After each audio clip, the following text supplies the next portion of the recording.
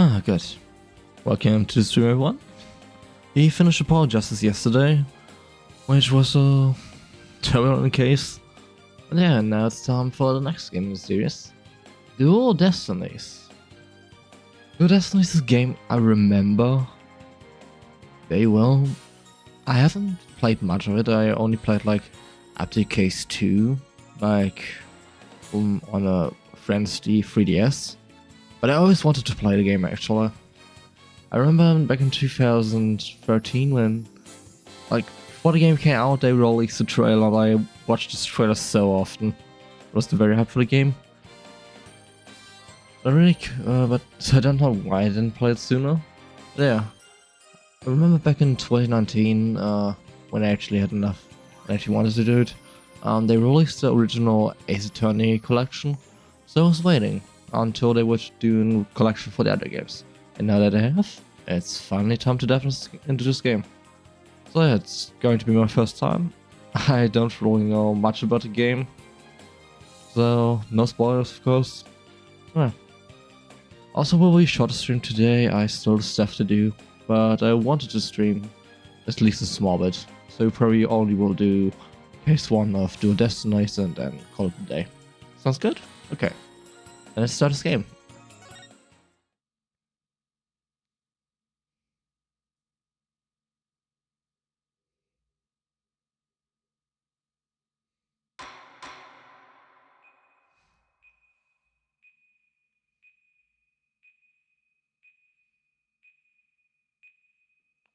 Oh, well.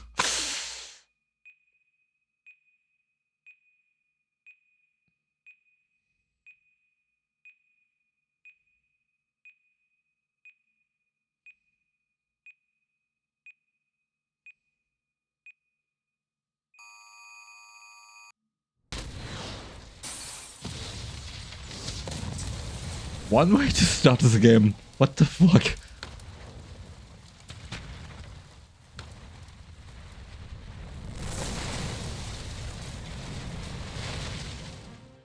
These are dark times, where the law has been reduced to rubble, and it's up to us to restore it to its former glory.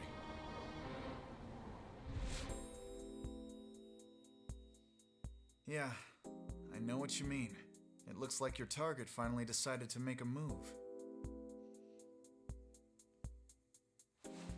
Don't you worry. I've got a trusty new partner on board.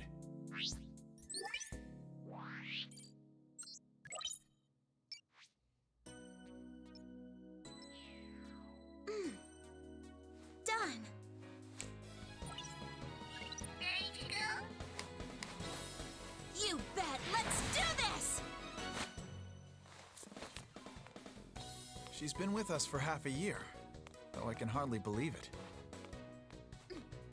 Anyway, her power will be our greatest weapon.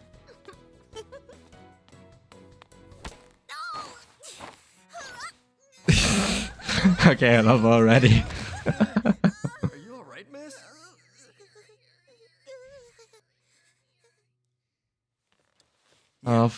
It's for this very reason I returned. Time to bring it to an end. Oh, the new objection theme. Phoenix is freaking back. Oh, I'm so happy. Hellboy is back in business. No more Hellboy Phoenix. This is Phoenix Wright. Character that so many people fell in love with. Oh, hell yeah. Oh, man.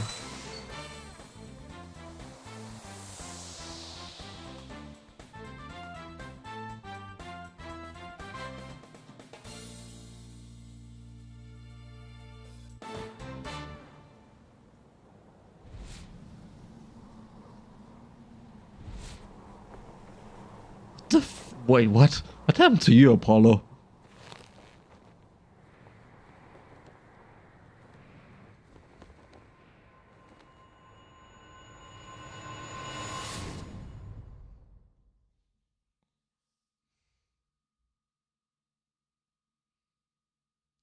Episode 1.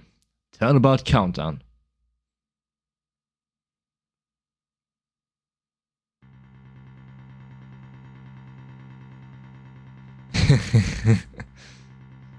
The best thing about bombs is how they erase and destroy without discretion. So this is our culprit, huh?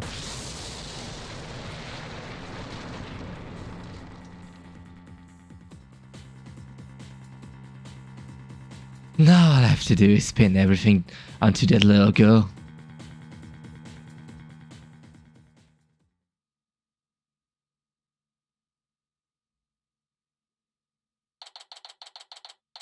December 17, 9:22 AM. District Court. Defendant Lobby, number 5. Nope, not enough at all. It's amazing what a girl can get used to. Even a tense atmosphere like this is no biggie. You doing okay, Athena? Oh no, it's Apollo. You doing okay, Athena? Oh, Apollo. Yeah, doing great. Like, I'm a little too great. Oh yeah? Oh, it's good to hear.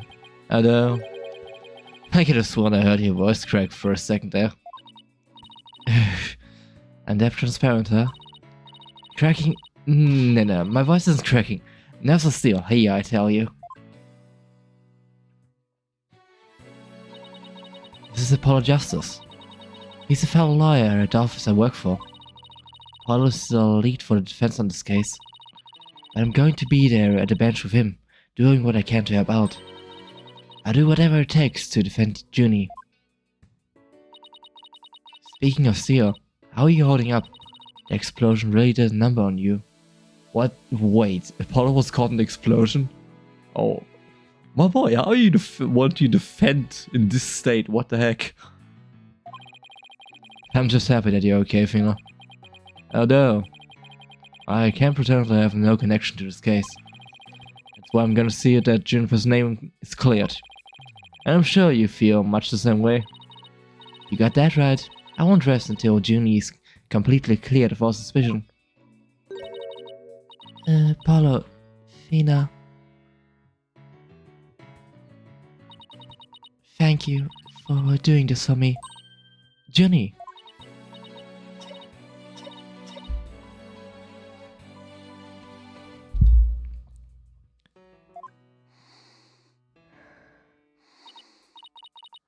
Hey, are you okay? Sorry about that. I always seem to go into coughing fits whenever I get nervous. This kind of thing never happens at home in the forest though. This is Juniper Woods. She's my dear childhood friend, and she's also a client for this case. News keeps repeating that Junie is the alleged bomber, but that's ridiculous. There's no way Junie would do anything like this. I brought you a little snack, Fina. Just a little something from my garden. Hey, thanks. Is this an orange or a tangerine? It's an orange. My grandma says that orange is the color of strength and endurance. Oh, I get it. Strength for a trial, right? Junie, you're always so good to me. Jeez, look at me, standing here, clutching an orange to my chest with tears in my eyes. Well, don't you worry. He'll be so powerful in there, they won't know what hit him. Right, Apollo? Yeah, that's right. Come what may. This is one trial. We just can't lose.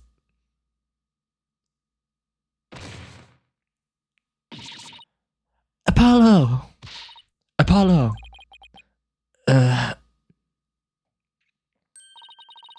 Blood is seeping through his bandages. One of his wounds must have reopened.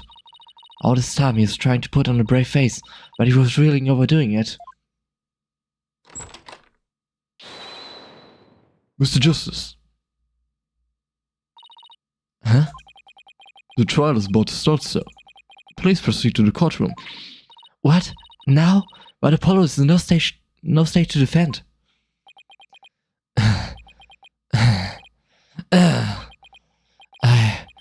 I have to defend Juniper. What are we going to do now?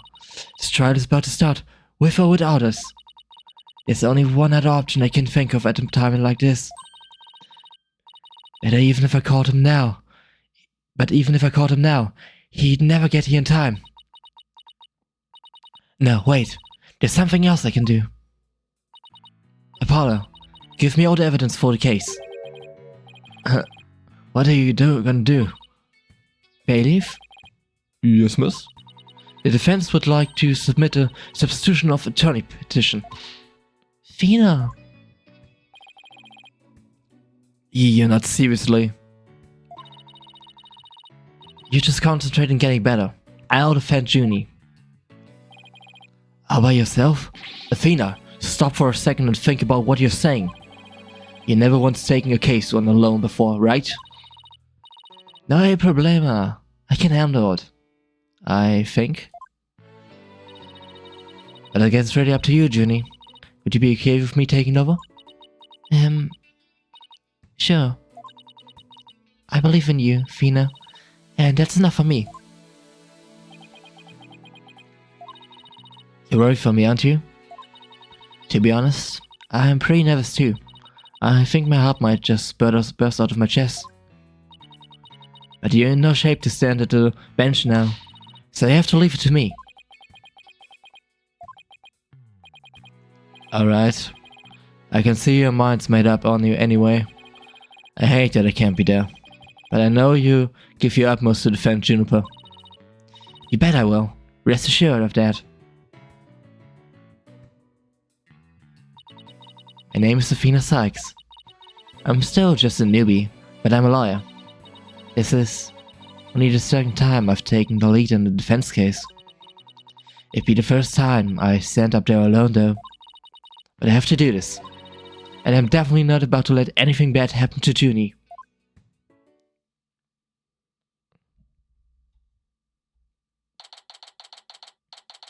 December 17th, 9:46 AM. District Court, courtroom number 5. Day 1. Court is now in session. All rise. Court is now in session for the trial of Juniper Woods. The defense is ready, Your Honor. I have actually witnessed this with Apollo Justice, but they did a really good job with porting like the visuals. Because in the original Ace Attorney trilogy, they look a bit jaded. Like the original style can't be really replicated, like from the original DS. But here, it actually looks really freaking good. That's like a huge positive already. Because that is not Apollo Justice that basically none of the style was lost, but also now that I see the dual Destinies visuals, I can definitely say this. They did a fantastic job with this collection, like with bringing over the original charm of the games.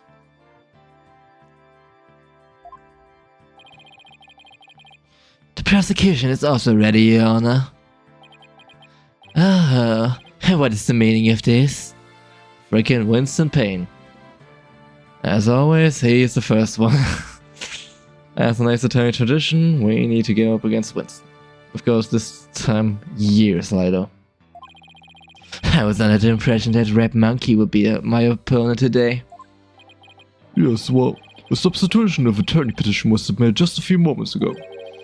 Due to the explosion in the courthouse yesterday, Mr. Justice is unable to continue. I see. Not a surprise you use that as an excuse to run away. With me as an adversary, who wouldn't want to feign illness in order to escape? What? The nerve of that guy. I'm going to give him a peace of mind. Well, I would if I wasn't so nervous. This arrogant jerk. You arrogant jerk. No, Widget.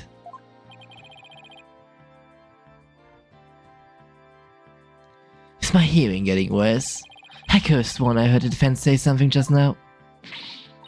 No, you didn't hear anything at all. Especially not from me. How odd. I could have sworn I also heard something. That would be my indispensable partner, Widget.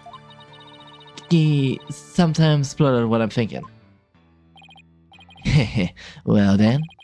If that's the case, and it's a clear contradiction what you just stated. Contradiction? You just say that he said nothing. However, if the device of yours says what you're thinking, then you indeed said I was, what was it? Elegant at work? Eee. Actually, it was arrogant jerk.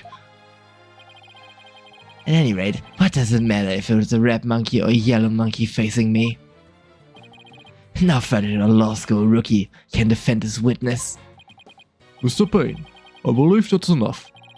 Let us get us back to case. Of course, Your Honor. I'm more than ready to show this little girl why they call me the rookie humiliator. I knew it. He really is an arrogant jerk. Arrogant jerk. Miss Sykes, if you continue to insult the prosecution, I will remove you from this court. I'm very sorry. It was just a knee-jerk reaction. Now then, Mr. Payne, your opening statement if you please. Thank you, Your Honor. Now then, the incident occurred just yesterday at this very courthouse, in courtroom number 4. At that time, the trial for a certain bombing was being held in courtroom number 4. Oh yes, I was presiding over the trial as well. And Mr. Justice was there as the lawyer for the defense. A bomb that was being presented as evidence suddenly went off during the trial. It was a terrible incident, and courtroom number 4 was completely destroyed. Fortunately, we were able to start evacuating procedures before the explosion occurred. Just a few seconds more, and it would have turned into a horrific loss of human life. But there was, in fact, one death, was there not? That is correct, Your Honor. When the courtroom was examined after the blast, the body of Detective Candace R. was discovered. She was to take the stand as a witness later in the trial. I suppose she wasn't able to evacuate in time. What a terrible tragedy. I must admit, I stumbled at least 10 times myself before I was able to escape. Maybe the court should see about getting you even shorter ropes. The victim's body was found near the entrance to the courtroom. I suspect she stayed until the very end to help guide the others safely. Your Honor, allow me to submit as evidence the victim's autopsy report. And details about the bomb. Arm's autopsy report added. Trauma to back cause of death, trauma to back of head caused by impact with flat object. Time of death between 8 and 11 AM. Stuffed animal bomb added to the court record. Time bomb that destroyed the courtroom. It was hidden inside the stuffed animal when it was detonated. Okay, I know how this works. All evidence for the trial is filled in the court record. When I want to check something out, I'll just use E. Be better to take a peek later. Now then, please call the accused to the witness stand.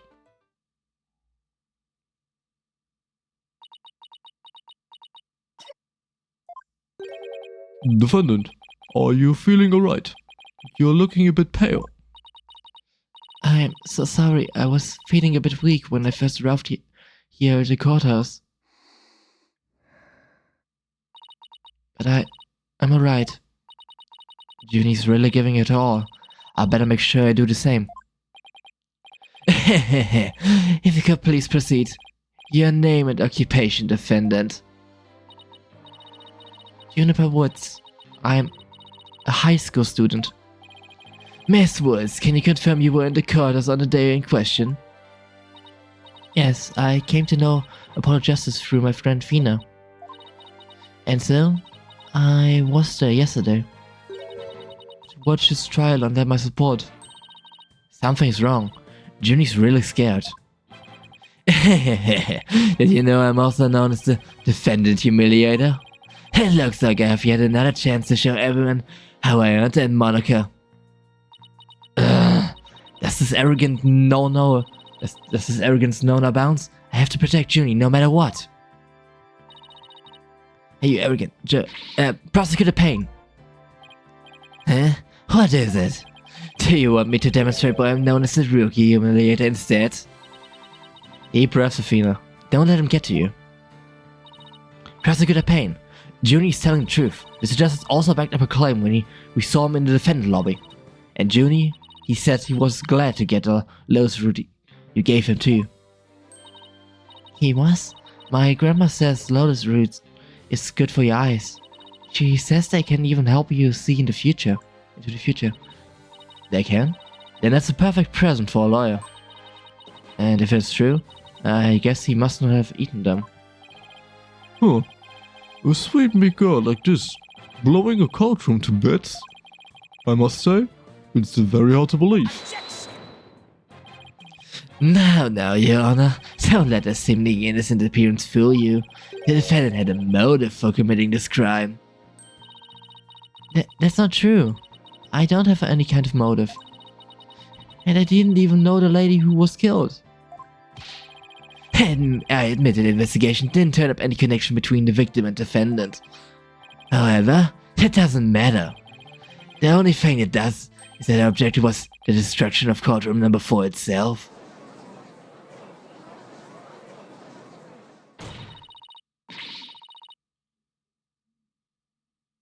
Hey, what's that supposed to mean? Why in the world would Miss Woods want her to do that? That's a very good question coming from a novice such as yourself. But first, a question for the defendant. Have you ever been brought up on false charges? What? Why, yes. Yes, I have. And did that experience cause you to harbor a grudge against the court system? Now wait just 1 minute. If that kind of thing was the motive for blowing things up, and every one of our clients would turn into bombers. It's a valid point. You wouldn't have a single courthouse left standing in the land. I can't see. The accusation isn't the only one. The accused isn't the only one who might bear resentment against the courts. But Miss Woods is the only person who could have committed this crime. Why? Because we have found some decisive evidence that proves the defendant guilty. Decisive, huh? I believe it when I see it. It involves a very unique aspect of the bomb itself, Your Honor. And what exactly was so unique about it? Why don't we have Miss Sykes answer that question? He refers to this, right? Yeah. Huh? Me? I noticed that you appear to be very nervous. And well, gentleman that I am, I'd like to offer you the chance to gain some confidence with such an easy question. Could he be any more condescending? Really, but a truly unpleasant man. L is for loser. There. What did you just say? Nothing. Not a single... Now, let's see. What was I supposed to do at a time like this? Oh, I know. The court record. The information I need is somewhere in the court record. Alright, Miss Sykes, let's hear your answer. What was unique about the bomb that blew up the courthouse? What is... because it was... Inside the stuffed animal, of course. Miss Payne, what kind of simpleton do you take me for? It was inside a stuffed animal. Is evil intention covered up by a cute exterior? Very good, Heifer Cookie. The bomb that went off in the courtroom was indeed hidden inside a stuffed animal. There, how do you like that? Not bad, huh? I am fine, just like I said from the start. I can do this. Yes, as I recall, the bomb was inside a stuffed animal the whole time. I never even got to take a look at it. But what connection does this impish elephant have with the defendant? The answer to that question lies in another piece of evidence, which I have here. And what pray tell is this? It appears to be a little singed. It's a tale, Your Honor. A tale of a poor victim of the explosion. This is incredible. Are you saying it's defendant Harm's tale? Your Honor, it's very close, but no. It belongs to this stuffed animal. It's called the Phony Fancy. A rather unpleasant name, if you ask me. It's the mascot for a campaign to eliminate false evidence and false charges, is he not? Exactly. His motive is phony evidence is just trunked up. That's so wrong on so many levels. The Phony Fancy tale is made of vinyl cloth, And we found something very interesting on the surface. The defendant's fingerprints. What? The phony fatty provided the prosecution with all the evidence we needed. He clearly proves that the accused had the bomb. He...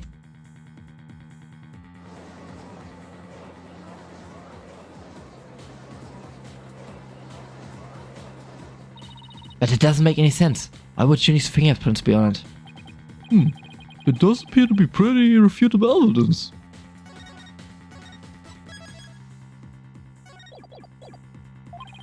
The court accepts it into evidence. Only fancy tale added to the court record. Miss Woods, do you have explanation on this?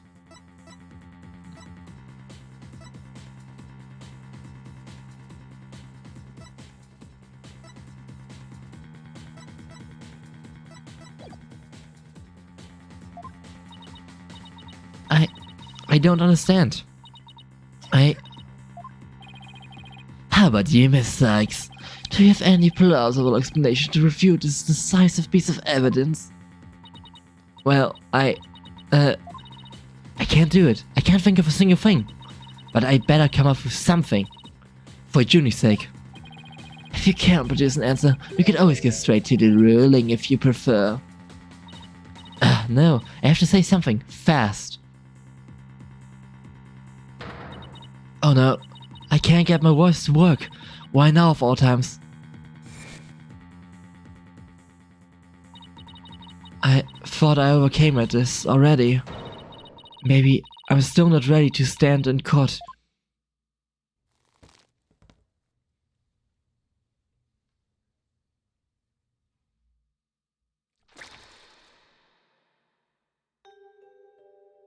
Wow.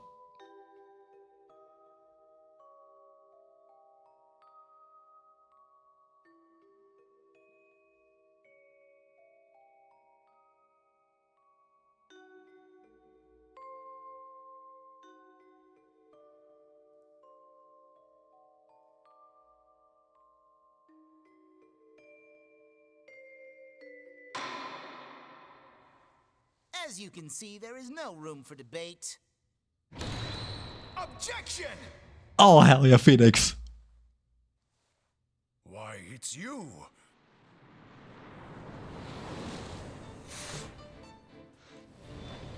Oh, boy's back in business.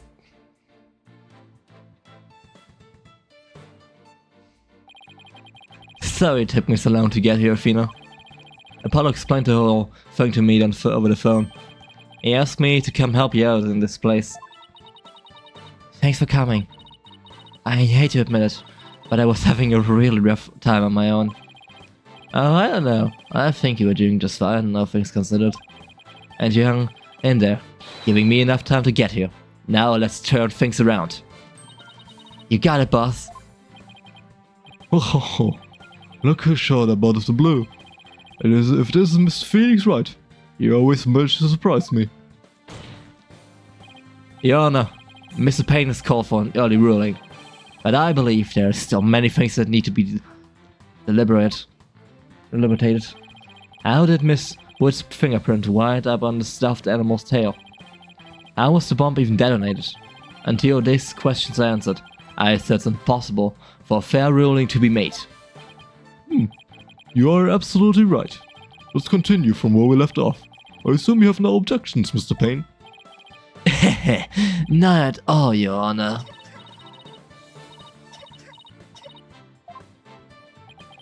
Miss Woods really looks like she's having a hard time. Junie's really struggling, Mr. Wright. I get the sense she's afraid of the courtroom itself. Because of yesterday?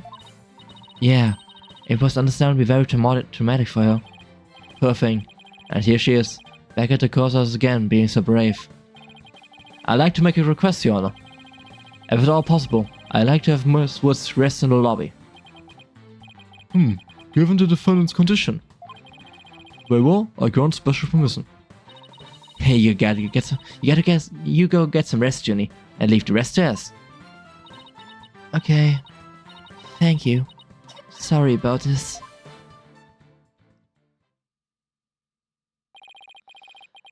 Phoenix, right. I'll be looking forward to meeting you. It's been a while, Mr. Payne. You're more clueless than I heard. I do believe you mean, how do you do? For I am Gaspin Payne. I am the younger brother of your long-standing rival, Winston Payne. What? Long-standing rival? And were we ever rivals? Let alone long-standing. True. Winston was only the... Winston is a joke. If anyone can call a rival, would be Edgeworth, Francisco, or Goddard, but not Winston Payne. What a joke. You see, Mr. Wright, I will cleanse Winston after the grace he met with at your hands. Looks like this royal Payne is going to be as thoroughly unpleasant as the other. Your Honor, the prosecution would now like to call a decisive witness to the stand. This witness will testify as to how the accused detonated the bomb in the court shows. Very well. Please call your witness, Mr. Payne. Oh, and there's our bomber. Witness, your name and occupation, please. Witness. Name, Ted Tonate. Occupation, bomb disposal specialist. Oh my, what a strange robotic voice you have. Speech synthesis via typing is the same as me talking. He sounds exactly like a robot. Can you speak in a normal manner? I can. He can? But I do not like to speak. Speaking is inefficient. Energy expenditure, speaking, typing, understand.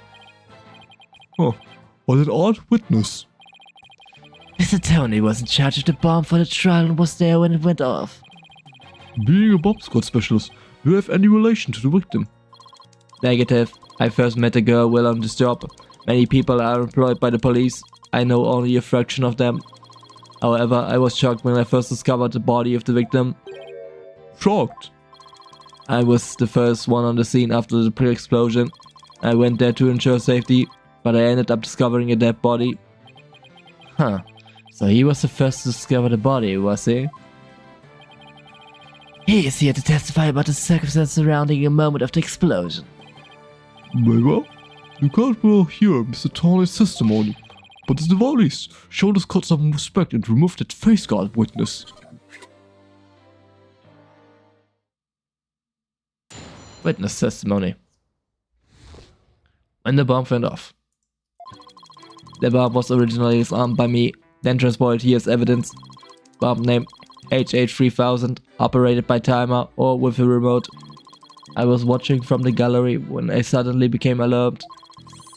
I saw that the bomb's timer was counting down. So even though the bomb was supposed to be disarmed, its timer got switched on. Precisely, activating the timer is very simple. 1. Connect wires. 2. Switch on timer. A monkey could do it. I am sure even you would be able to, Mr. Wright. I guess this makes you the blue monkey in this barrel of fun, boss. I'd now like to begin my cross-examination. Huh? Mr. Tornade, what is it? HH3000, aka a bomb. A bomb! Great googly moogly! Ah! Mr. Tornade, I demand that you disarm this instant! Assembly complete. 5.3 seconds. 0.2 seconds short of my personal best. Are you trying to give me a heart attack? I'm not exactly spring chicken, you know. This is an exact replica of the HH3000. It is used to practice disarming bombs. Disarm equals success. Explosion equals failure. An exact replica of the bomb to explode, is it? So that's what it looked like. I submitted a photograph of the real bomb taken just before the trial. dimension 10HXH, Wright X8, X10, D weight 12 lbs, a perfect replication. Your bomb does appear to be a very good copy indeed. Yes, however, I could not replicate the detonation mechanism. It has a very puzzling wiring setup. It is regrettable I could not replicate it. Witness, that's enough. There's no need to replicate anything here. H3000 bomb updated in the court record. This can be detonated remotely. And now if the defense will begin their cross-examination. Huh? Where's Miss Sykes gone to? Athena, you can come out now. Okay, Mr. Wright, let's get to work. I guess you were pretty scared, huh? Oh, what? I don't know what you're talking about. She was about to bolt. Hey, put a sock in it, Widget. As transparent as ever. Now let's see. Where were we? We were at the cross-examination. Oh, cross-examination. Of course. She seems disoriented. I wonder if she's alright. Maybe I should ask Athena if she remembers how to cross-examine to help her focus. Nah, she'll be fine. We already did this. We don't need a tutorial again. Nah, no need for that right now. She'll be fine. I'll do everything I can to help. If you can't find any contradictions, and you flop off too often, don't be afraid to ask me for help. Press R when the option to counsel with me appears. I'll let you know where I think the suspicious statement is. Oh. Really? I actually did not remember this was even an option. Huh, how interesting. Sounds good. I'll be contacting you if I get in the bind. Alright, it's cross-examination time. Oh, so they made a feature if you mess up too often that you get hints. Oh, cool. But one by one. Well, let's press first. You say that you slammed the bomb, but are you really sure it was slammed?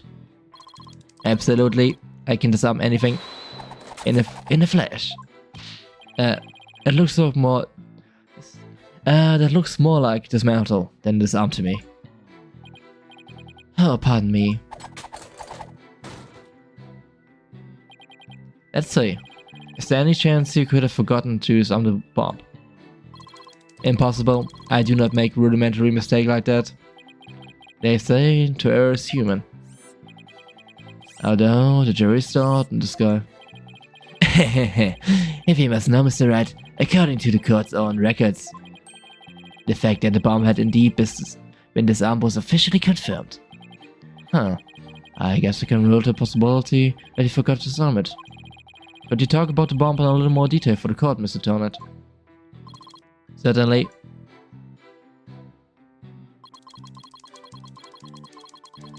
Hold it! What was the approximate size and weight of the bomb? I mentioned, then, yeah, we already had this. This information is also written on the photograph. Oh yes, here it is, on the back. According to this, the case is made out of alloy plating 5/16 of an inch thick. Certainly sounds like one thick and very heavy bit of metal.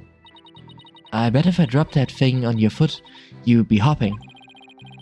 If you dropped that thing anywhere, I'd be hopping for the nearest exit. Very well, I believe the court is enough about the bomb itself.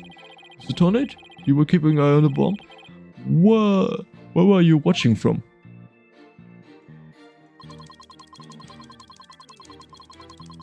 Hold it! Why were you in the gallery? My duties may have been over for the moment, but I wanted to keep watch. Even though the bomb was disarmed, you can never be too careful. Explosive devices are very dangerous things. Oh, how responsible of you. A model to be emulated. I practice disarming bombs every day. I practice assembling them too. The disarming part I get, but assembling them? I feel now that I practice presenting evidence every day myself. I see. But do you ever practice having evidence presented to you? Presented to me? What? No, Then you cannot very well call yourself a professional yet, can you? That does it. I'm gonna start practicing having evidence presented to me every day. And you better drink some coffee, boss. You're gonna be putting an all-nighter. I don't think that will be necessary. Or worth it either for our time. So, Mr. Tawny, what did you witness from the gallery?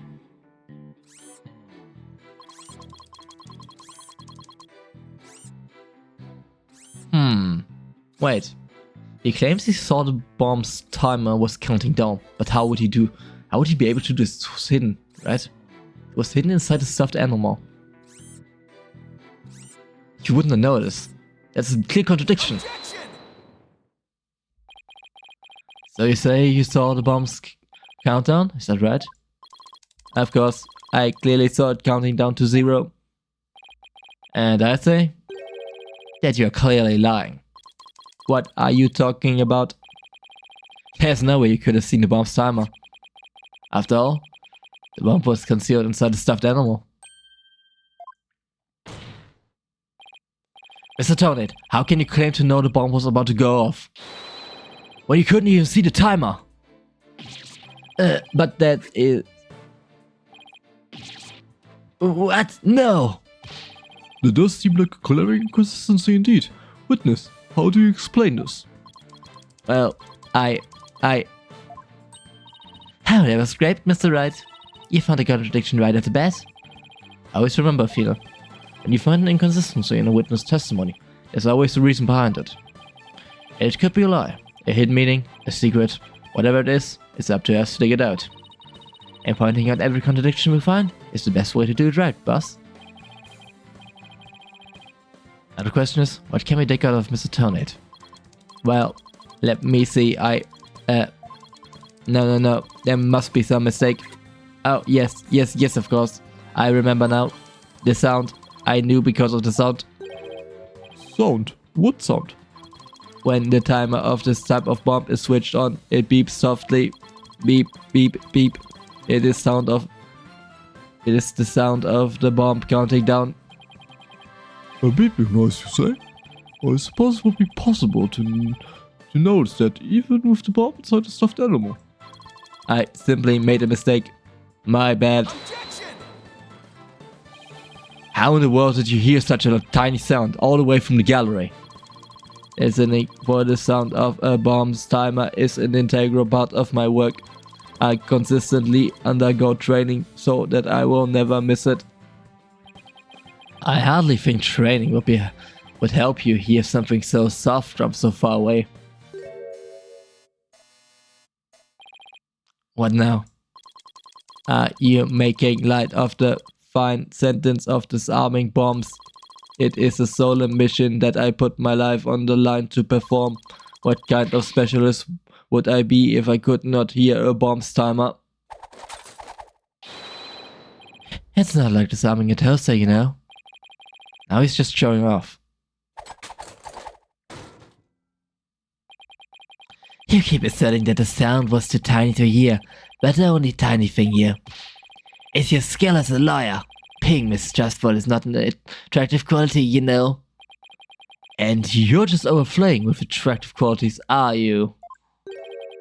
Or perhaps you have some proof that Mr. Tony did not hear the sound? Do we have proof of that? Well, no, but it still seems totally suspect. It's going to be real hard to prove that he didn't hear something. If I have this correct, the prosecution's argument is that someone reactivated the bomb before it was brought to the courtroom. What I don't understand, Mr. Payne, is why you believe that person to be Miss Woods. It's simple, Your Honor. Mr. Tony happened to be there when it happened. He was there when the defendant rearmed the bomb. What's this now? It happened before the trial started. It was when Detective Arm and I were transporting the bomb. We brought the bomb to the lobby for the defense. Bomb equals evidence. The lawyer wanted to see it before the start of the trial. Looking for a chance to get a bomb as Woods was already there in the lobby. Hacker was surely to rearm the bomb and steal the remote switch. The remote switch. Yes, the switch that controls the bomb remotely. Duh. It has been missing ever since the incident. Missing remote. Missing remote switch added to the court record. Switch starts the timer's bomb countdown. Was stolen just before the blast and is now missing. I am partially to blame. I left the bomb and remote on top of the transport case. And they were rearmed and stolen while I was talking with the lawyer. The defendant then used the remote from inside the courtroom to start the timer. Action! How can you assert so unequivocally that the bomb was rearmed in the lobby? Objection! The bomb was safely secured in the transport case. The only time it was outside of the case was in that lobby.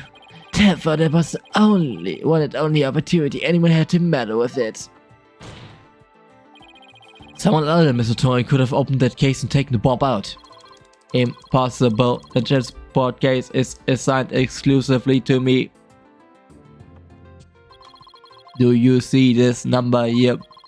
This is my identification number. And I have the only key that can open the case. On transport case, I do court record. Case donate and detective armed and swat the bomb in. Donate has the key. Nevertheless, Mr. Payne's search is nothing more than conjecture. We have no proof that it was Miss Woods who stole the remote switch. And by the same token, you have no proof that it wasn't her. But what I do have is a piece of evidence proves the defendant handled the bomb. Ah, the tail. 5 minutes, 24 seconds, 2.3 deciseconds. The defense advantage lasted a mere 5 minutes. Talk about a rotten hand. As long as they have her fingerprints as the trump card, I am at a big disadvantage. It appears we will have to hear from the defendant herself once more. I wholeheartedly agree, Your Honor. I would like to recall Miss Woods to the stand. I trust you have no objections, Mr. Wright. I'm worried about her condition, but we do need her testimony. On the other hand, I'm not sure I want to make Athena mad. I can read your feelings, you know, Miss Boss. Guess there's no hiding from her, huh? Don't worry, I know we need her testimony. But if anybody picks on her again, they pay. Guess she's already anger level 1. Don't worry, I'll stop the proceedings before I let anything bad happen to her. The defense has no objection, Your Honor. In that case, I will take my leave. But before I do, there is just one more thing, Mr. Wright, is it? Me? Yes? Dismantling bombs is my job. Dismantling the case is yours. Do you think you can handle it? I look forward to seeing you try.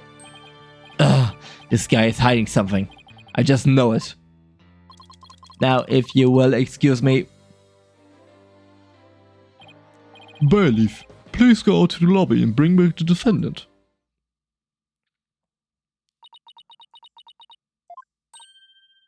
Junie. Hi, Fina. She looks even worse off than before. Don't worry, Junie. We're here for you. Thanks, Fina. And I do my best too.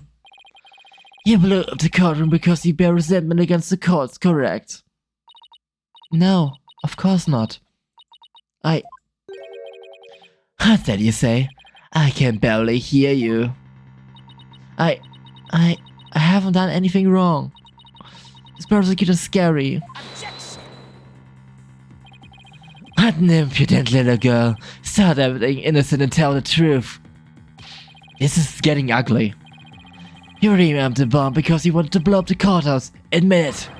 That's why you went to the lobby where Mr. Justice was, isn't that right? Mr. Wright, can I give that prosecutor a smack? What? Of course not. Do we have to review Courtroom Manners 101 again? We can't let that creep bully innocent girls like this off so easily. I haven't forgotten about how he treated you. Don't worry about me. Just help Uni. The mother of Junie. Her heart's crying out. She's so scared. So very scared. Looks like Athena's picking something up with her heightened sense of hearing. And it sounds like, this time, it's the use of Miss Wood's heart. Tante Knight, you saw the road switch and used it in the courtroom, didn't you? Your Honor, please put a stop to this. Mr. Payne is badgering the defendant. Yes, Miss Woods does seem quite frightened. Mr. Payne, I ask that you behave more like a gentleman. Ah, but don't you know, Your Honor, there is no more gentleman in this world than I. As if a gentleman or even a gentleman would behave like he does. Don't let that rude ruffian win. Athena, how dare you call a gentleman such as I a rude ruffian? Have you know I attended a manners class every Saturday? And more than just a not gentleman, I'm a genteel man. Not when you're terrorizing a young lady, you're not. I'll demand my money back from that manners class if I were you. I should probably be the adult here and stop the two of them, but... Mr. Payne, that will be enough. Certainly, Your Honor. No further questions. Let's move on to the defendant's testimony. Miss Watts, please share with the court what you were doing when the bomb went off.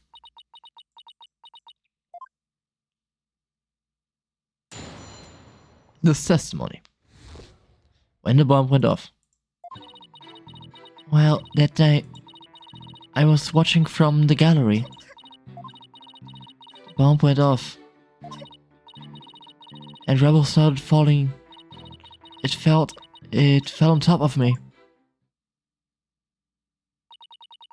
Junie's clearly in pain being forced to record a bombing like this. She can't even get her words out. This isn't going to work, so what now? Hey, wait a minute. Even if she can't vocalize what she wants to say, we can listen to what's inside her heart. Yes, now's the perfect time to use Athena's power. You can hear it, can't you, Athena? The cries of Miss Wood's heart. Yes, and they sound incredibly strained. She's so scared. I think she could collapse any second. Athena has a unique ability, you see. With a finely tuned sense of hearing, she can hear the words of a witness' heart. In essence, she can sense how a person is really feeling from the tone of the voice. I guess it's all up to Athena and her special ability now. Athena, I want you to use that analytic psychology you studied. And listen to the testimony of Miss Wood's heart. Okay, boss. I'll give it a go. After all, this is the reason I put all the effort into studying analytic psychology. Okay, let's do this.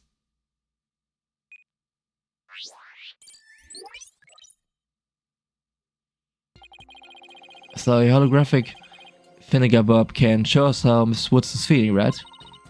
In a nutshell, yes. The emotions and images that I pick up on just now while listening to her testimony. I can enter all of that into widget and use the mood matrix to analyze them. Oh, so this is the gimmick for this game. These mood markers here reflect fluctuation in Junie's emotions. When she feels happy or is enjoying the memory, the happy marker will light up. When she's feeling angry or frustrated, the angry marker will react. When she feels sadness or is frightened by memory, the sad marker will blink. And when she feels surprised or confused, the surprise marker will let us know. So with your special ability, which is Mood Matrix program, we can track how Miss Woods is feeling as she testifies. Talk about the wonders of technology. Yep, now let's give it a shot. I'm picking up on some kind of discord or noise in Junie's heart. See here? This is what the noise looks like in the mood matrix. It's the result of inconsistencies between her testimony and her feelings. If we can pinpoint these inconsistencies, the noise level should drop. Okay, it's time to listen to Miss Wood's true testimony.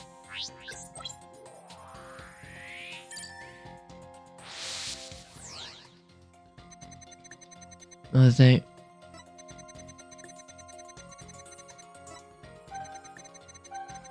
Oh, that makes sense. Oh. I think I've got good grasp on Uni's emotional state now. This power of Athena is incredible. And I'm seeing an unexpected emotion that's inconsistent with the content of her testimony. What? Already? Yeah, the happiness. Look at this. When she says it fell on top of me, the happy marker is reacting. Well, look at that. That is odd. There must be a reason for this contradictory emotion. We need just to do some digging. When you find an unexpected emotion, you first need to pinpoint it, and then select the unexpected emotional reaction from the mood marker with space. Yeah.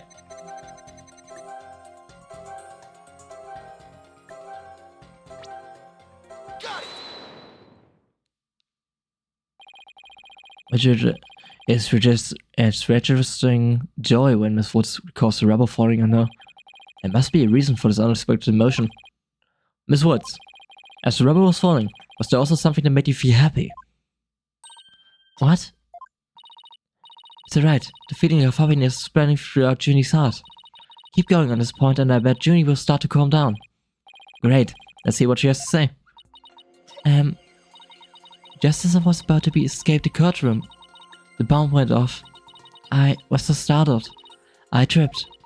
And then rebels started falling on top of me. I really thought I was done for. But just then, Apollo came and rescued me. Apollo? He used his own body to shield me from the rubble. So that's when he sustained his injuries. How do you feel, Junie? Did talking about Apollo give you some courage? Yes, Apollo is just like the sun, strong and bright and warm. Just talking about him makes me feel like a leaf undergoing photosynthesis. And see, your coughing stopped all of a sudden. Oh, you're right. Thank you, Fina. Looks like we're able to draw out some new testimony. Pretty neat, huh? But there's still some noise left, meaning there must still be some discord in Junie's heart. Huh. I guess we have to keep going then. Let me input this new information and update the mood matrix, and we'll be good to go. You remember what to do, right? When I find an unexpected emotion, I should first pinpoint it. That's right. And then you select it from the mood marker with space. And we can find the reason for the discord in the heart. And we should be able to draw even more new testimony out. Let's see, info update. I tried to run, but I was too slow. Before I could get away, the bomb went off. I was so startled, I tripped, and rebels started falling onto me. I thought I was done for. Now info update. Sadness. That Apollo came and rescued me. The sadness. You were happy when Mr. Justice rescued you, weren't you? Yes, I was really happy. But there was also something you felt sad about at the same time. Sad?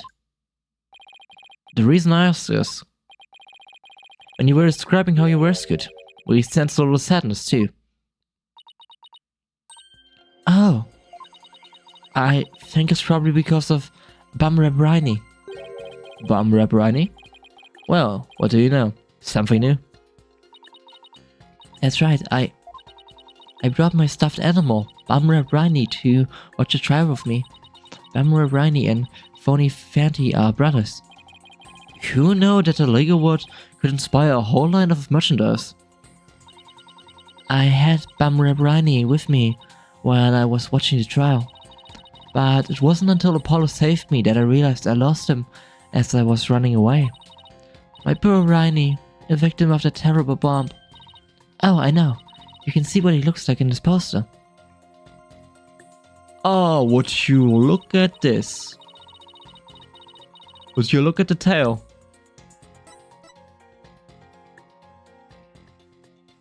That's the tail of Bummer Riney. I love the bomb's mascot. Oh, we now have evidence. It's for the campaign to eradicate fake evidence and forged charges. Phony Fanty and Bummer Riney, huh? Nothing against the campaign, but why an elephant and rhinoceros? Mr. Wright, I don't send any discord in Genie's heart anymore.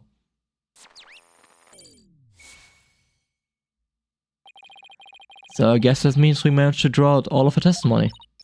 That's right. I'll just make an update with the new information, and we have the whole picture. So do you think a new testimony will help? Absolutely. I don't know what I would have done without you, Athena. So Bummer Riney was in that courtroom when the bomb went off. Now that we know that, it changes the meaning of the other piece of evidence. All I have to do is present it at the right statement.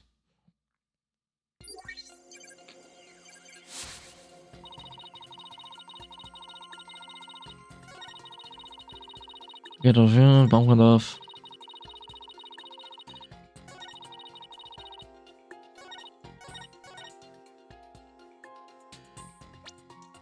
Yeah, the only way I can present the tail would be here.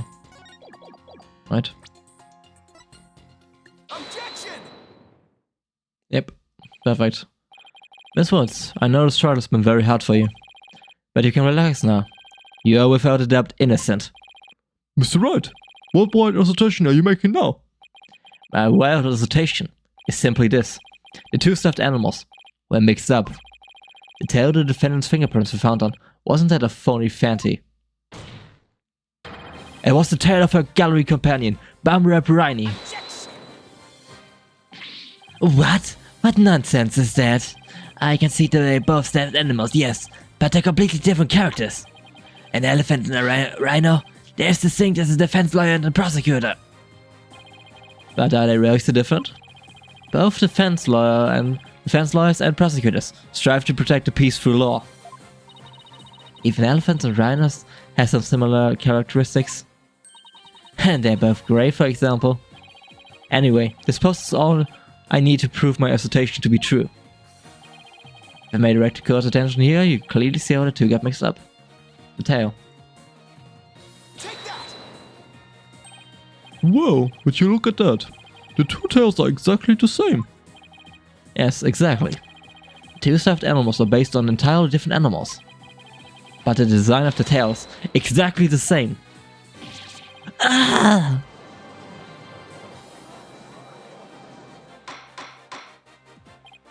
Order, order in the court. As long as the possibility exists that the tail belongs to Bummer Riney, we can no longer consider it to be decisive proof that the defendant handled the bomb. As things stand, I consider charges against the accused unsustainable.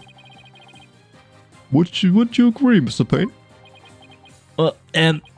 Yes, of course, Your Honor. Oh, that was great, Mr. Wright. You turned things right around. Yeah, it's not over yet, but at least we managed to order this long. I believe that brings our proceedings for today to a close. Mr. Payne, I'm afraid you have some serious investigation ahead of you. Yes, Your Honor. Very well. Let us reconvene tomorrow. Court is adjourned. Huh, actually. Oh, that's a first for the series. An opening trial that takes multiple days? Huh, that's new. December 17, 11:56 AM. District Court, defendant Louis 05. It was so exciting, boss. We did it. True to form, you man. And she just barely pulled off at the very last moment. True to form? Gee, I never knew you had such a glowing opinion of me. Thank you for everything you're doing. You're great, Miss Woods. You really stuck it out. And you got really brave at the end, just when we needed you most, Junie. Thanks to you, you were able to turn things around.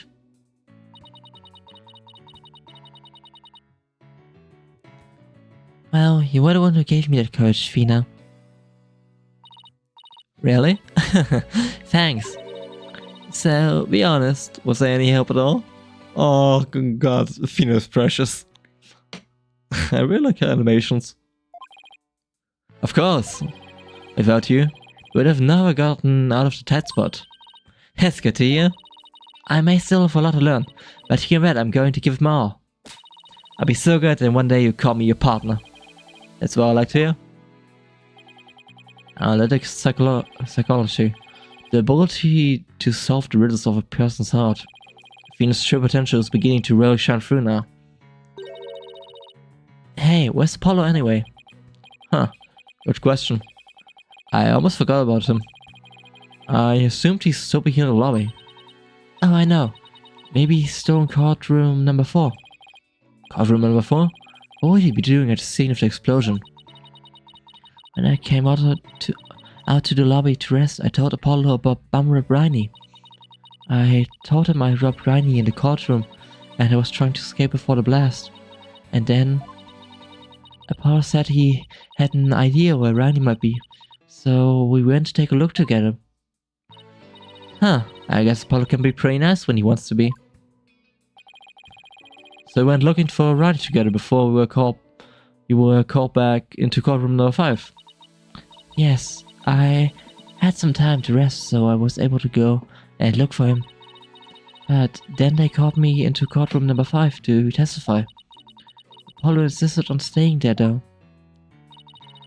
For all his injuries, I wonder how he's managing. I think Apollo might have figured something out. Huh, wonder what it was.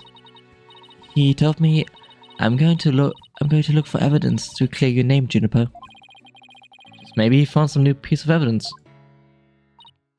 Anyway, we better go and get him. Good idea.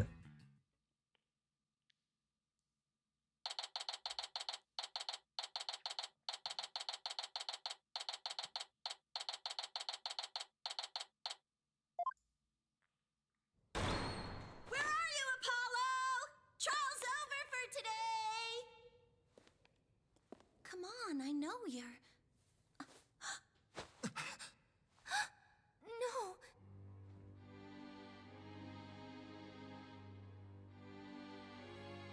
No, not Apollo!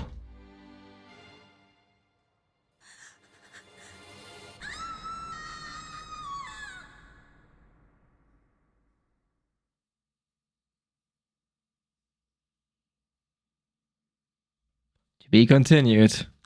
What the fuck? No, Apollo was attacked? Yeah, by Bomber, of course. It's Ted Sonate.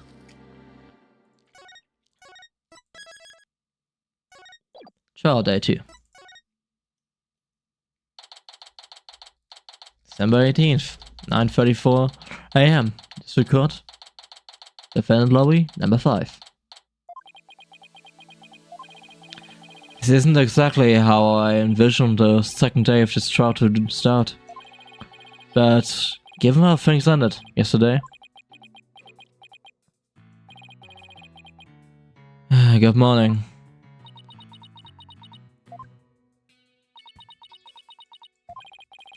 The mood sure is tense. Not that that's any surprise.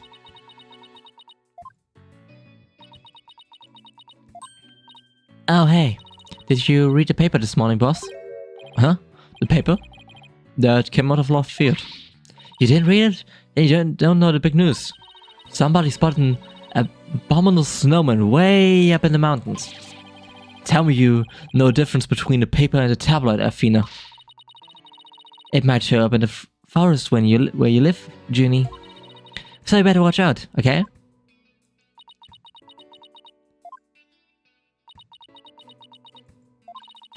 You really should read the story for yourself. I couldn't even begin to do it justice. Justice? Huh? Oh, poor Apollo. It's all my fault. Vina. Oh, Junie, what was I thinking? I'm so sorry. What we found yesterday was not Apollo's dead body, thank goodness.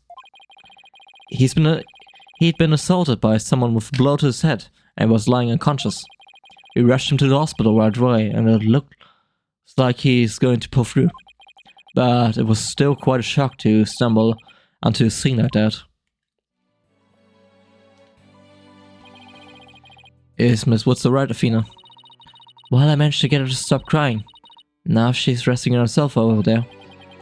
I guess she really feels responsible for what happened to Apollo. Poor Junie. She believes that the reason Apollo was attacked is because he was helping her look for something in the courtroom. Oh? Guess I can see why she thinks that. By the way... What?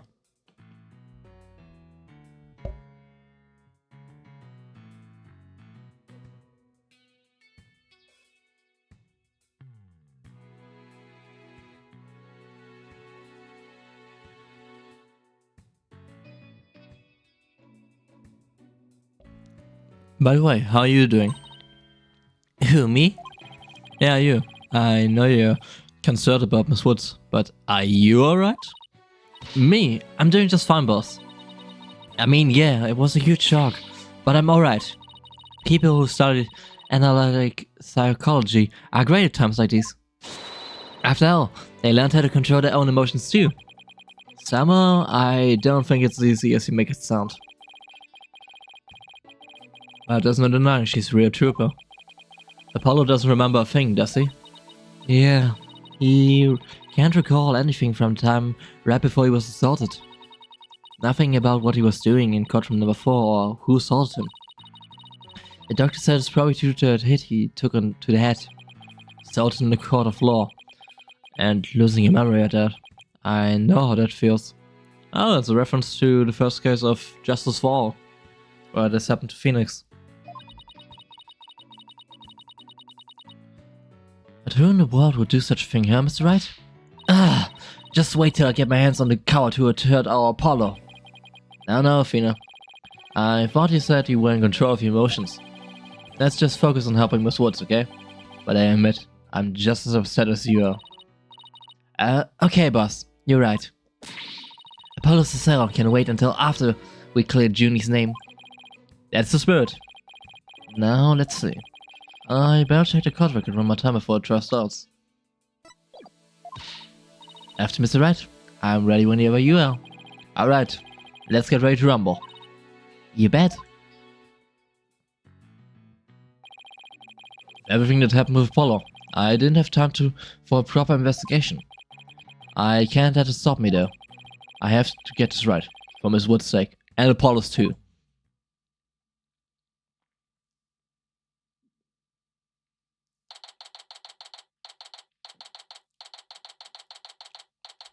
December 18th, 9:50 AM.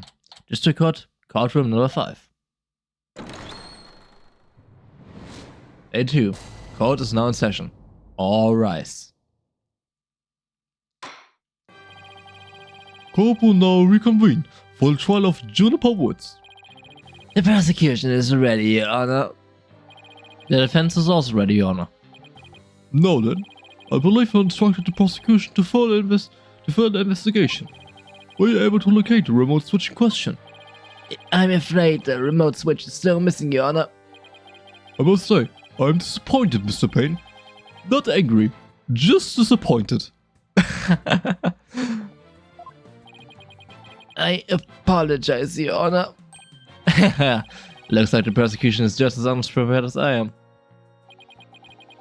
There is a separate matter, however, that I would like to bring up during this trial. A separate matter, you say? And what might that be? I assume you're aware that another incident occurred during yesterday's trial. I'm speaking, of course, of the assault on Mr. Justice in the ruins of courtroom number 4. Oh, why is he bringing that up? Yes, what a truly harrowing experience it must have been. Poor Mr. Justice. At the time of the attack, Mr. Justice was not alone. He was with the defendant, Miss Juniper Woods. He isn't going where I think he's going with this, is he? The prosecution wishes to indicate Miss Woods on the charge of Mr. Justice assault. Yeah, this bastard of course is going there. Order! Order in the court! Mr. Payne, the incident under deliberation here is the courtroom bombing. The assault of Mr. Justice has nothing to do with this trial. Aha, but I believe there's a connection between this case and Mr. Justice's assault. Please, take a moment to consider these facts. Both events occurred in courtroom number 4. This is the location in courtroom number 4 where the unconscious Mr. Justice was discovered. As you can see, it's quite close to where Detective Arm's body was found. The question is, why did the culprit feel the need to maliciously attack Mr. Justice? Why indeed? What do you believe the motive to be, Mr. Payne? I believe Mr. Justice found something in the courtroom where Miss Woods was with him. Evidence that fingered her as the perpetrator of the bombing. You mean I found some incriminating evidence? Precisely. And so I surmised that the defendant picked up a piece of rubber and hit Mr. Justice on the back of the head in order to silence him. Objection! Junie would never do such a thing. She was devastated when we found Apollo hurt like this. Besides, please control your outbursts. Ahem. It is the prosecution's belief that by deliberating on Mr. Justice's assault, we would draw even closer to the truth of the cover bombing itself. Very well. Miss Woods is hereby officially indicated on the charge of assaulting Mr. Justice. What? Why are you listening to Mr. Toupee over there? Although, considering our conversation yesterday, I think Apollo might have figured something out. Huh. Wonder what it was. He told me, I'm going to look for evidence to clear your name, Junie. Jennifer, maybe the two incidents really are related after all. I would like to start by hearing from the defendant herself. Very well, bailiff, please bring Miss Woods to the witness stand.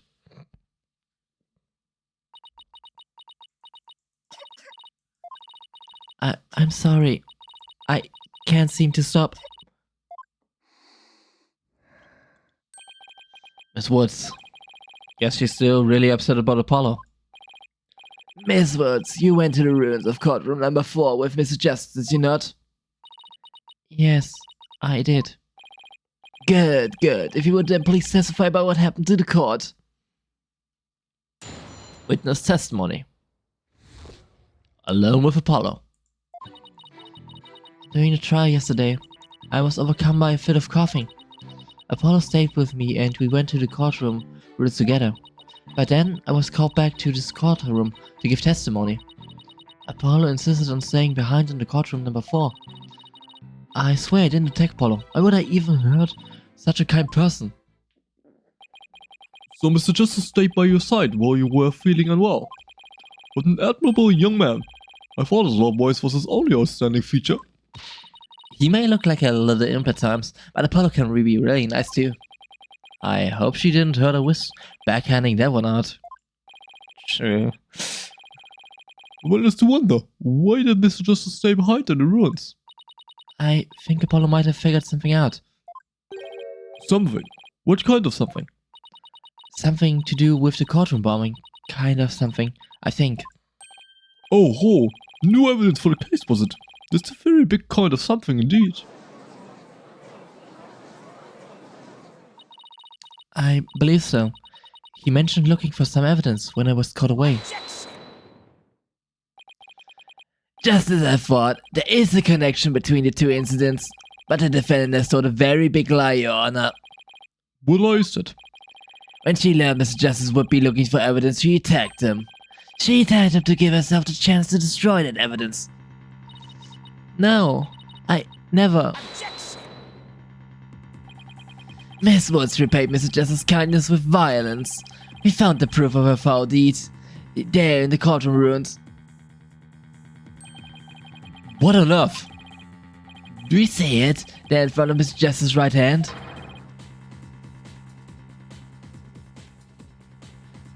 Witness the message he left us. It's written in blood. Why isn't that? That's right, Your Honor. It says words in capital letters. What? I submit that Mr. Justice left us with the name of his attacker before he fainted. Apollo's assault photo edit. Nah, Apollo would definitely not have written this. So this was the real culprit to that.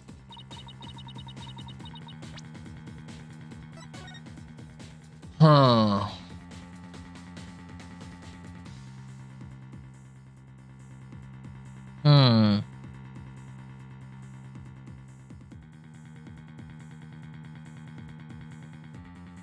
No, this actually seems like something different. Especially if you look here, it seems to be like more to this. I doubt it definitely wasn't Woods. I think this Apollo wrote something different. Something very different. No, it can't be true. Why would Apollo write my name? Mr. Wright, the nerve of him leaving that message. Why would he do this? Hey, don't take it out on me. I don't understand it any more than you do. And we discovered Apollo yesterday. Apollo! No. Ah! We didn't even have a chance to rush over to him. As soon as security heard Tina's scream, they ran and called off the area. After that, they were in the courtroom number 4 with Apollo the whole time. Couldn't investigate anything ourselves and had to leave everything to the police. Still, I never thought they would find some bloody writing there. Now then, please begin your cross-examination, Mr. Wright. Examination. I think the only thing we can really do is preserve her information. Find something. Because Junie definitely didn't do it, as we know. Do you always cough when you get nervous, Miss Woods? Yes. Mr. Wright, please do not make Miss Woods nervous by pressing her so ruthlessly. But that barely even clarified this quasi-question. Let's have a relax over the small talk before we dive into the cross-examination. You know, ask her about her hobbies and their crushes and stuff. Her crushes? Really? I don't know about this.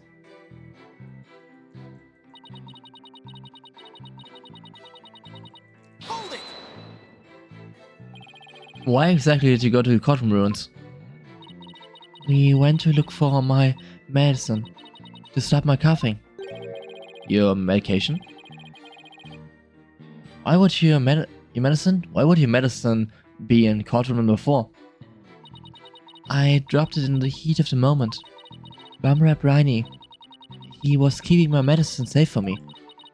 He has a little compartment that I put things in, you see.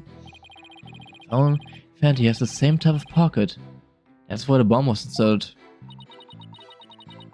I had put my medicine for my coughing fits inside Bumrap Riney.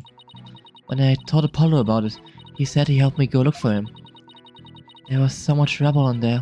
I was worried, but there was no rubble or anything in front of the witness stand. So when we got inside, Apollo went straight there and started looking for my Riney in that area. It was so nice of him to do that for me, in spite of all his injuries. Apollo is so strong and kind, just like the trees of the forest. The way she makes him sound, you think Apollo was some kind of ancient god. Oh wait. So that's why you went to ruins, I see.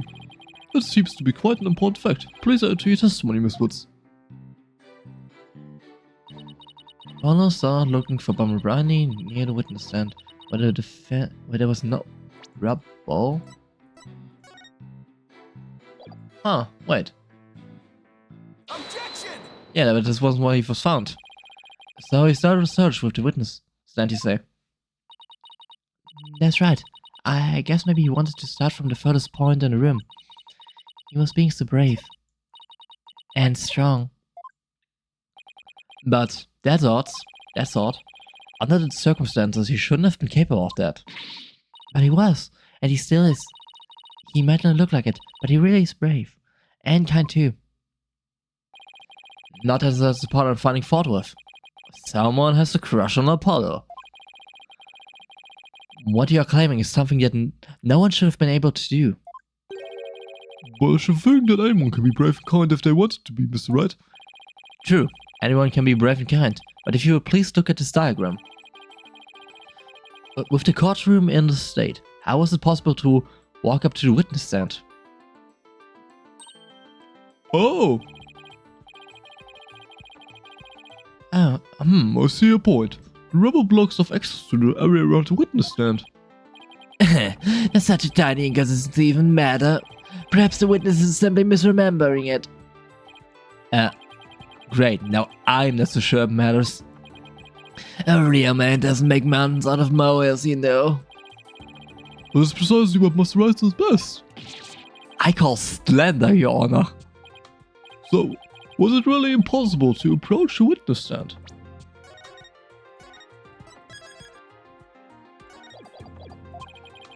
I have to say, it's a bit hard to tell with accuracy from this diagram. Mr. Payne, do you have any other photos of the crime scene? Let me see, Your Honor. Yes, I have one more.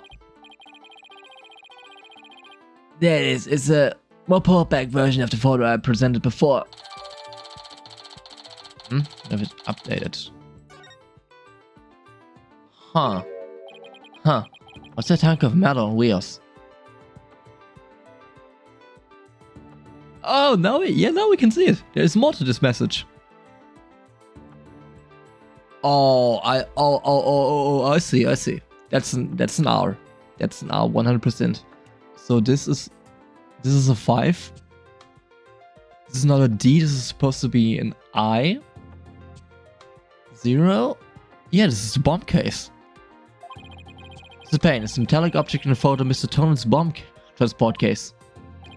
That's right. Is there some problem? Oh yes, the transport case was there in courtroom number 4 when the bomb went off. It must have been there ever since. Oh, that's it. Miss Watts? Have you remembered something? Yes, I just realized. Its position. It's different from before. Its position. The position of what? The position of that big metal thing. The bomb transportation case. Yes, when Apollo and I went there, it was in a different place. Where the case is in the photo was open space, so it was easy to search the sand. I see. So where was the transport case when you and Mr. Justice saw it? As I recall, I think it was more to the right. To the right? Then that means... in that case, the case was over there at the time of Apollo's attack. Huh. Who cares where the transport case was when? What difference does it make? It has nothing at all to do with what we're talking about. Objection! Where the transport case was has everything to do with this discussion. In fact, it's so important that it's enough to turn the prosecution's argument on its ears. What?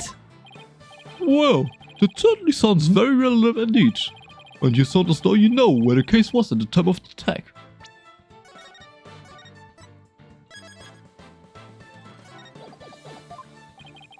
Yes, Your Honor. This diagram represents the crime scene as shown in the photo. And this is where the transport case was at the time of the assault of Mr. Justice. Alright, I have this. The bomb transport case was here at the time of Apollo's attack. But the message was, right? Take that! Your Honor, I said this is where the transport case was at the time of the assault. But that's... Inconceivable! Miss Woods, was this where the transport case was when you saw it?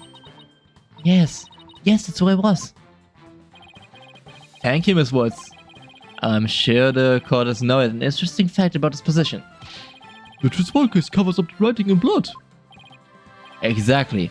If the transport case was in their position at the time of the assault, then no message could have been written there because the case was in the way. Which leads us to conclude that Mr. Justice couldn't have left their bloody writings. Why should we believe the defendant's claim that the case was in a different position? She's obviously lying. Objection! The fact that the case was moved after the assault of Mr. Justice is proven by more than Mr. Wood's testimony alone. What? And where is this proof you're talking about? It's right here in the crime photo. Oh, I'm keen to see this proof myself, Mr. Wright. What in the photo indicates that the transport case is moved off to the south. Oh, this one. Yeah, they're lines, yeah. Take that! All the proof you need, Your Honor, is right here. What? Oh, so... it's transport, one there.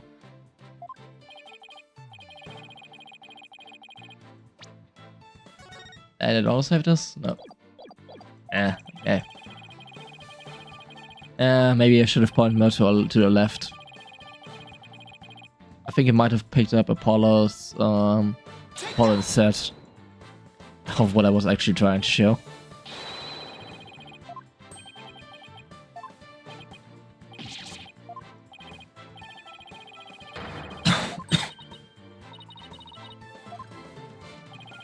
Because the trails are left there, which clearly show that the transport cave was moved.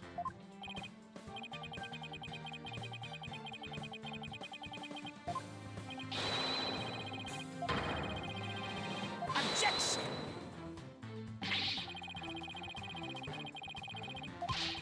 Objection! And I'm scrolling through. I really have to say, I really like the music revisions of the old tracks for the Destinies. Like the objection theme is so freaking good, honestly. Probably tops even Trials and Tribulations theme for me.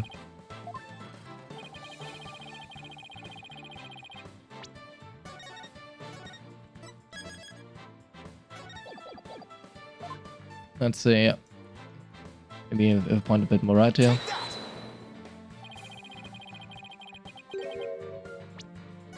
No, still not, huh?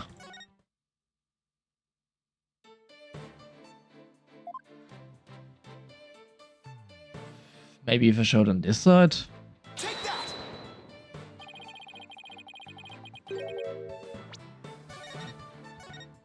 Oh, that's it, right? Those are marks, after all. So trail marks that sort of moved.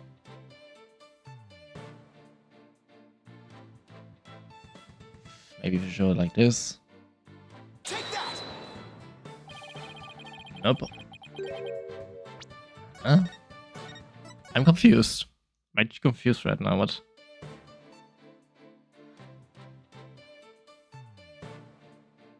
Why does it not accept this? Because this is 100% it. Yes, no, it's not. Huh? What specific point do I have to point there? What the fuck?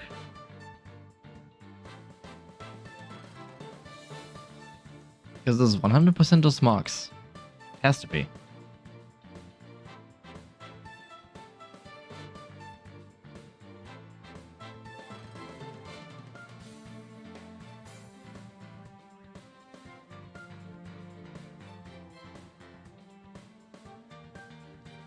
Uh,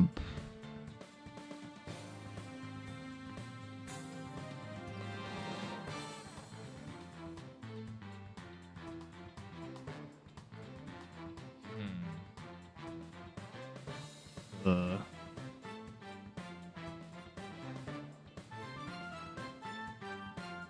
oh wait.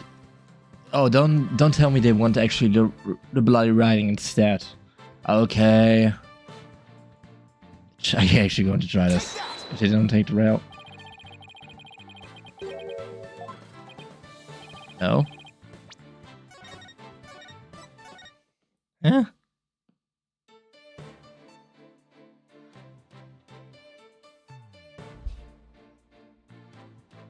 It's the wheel.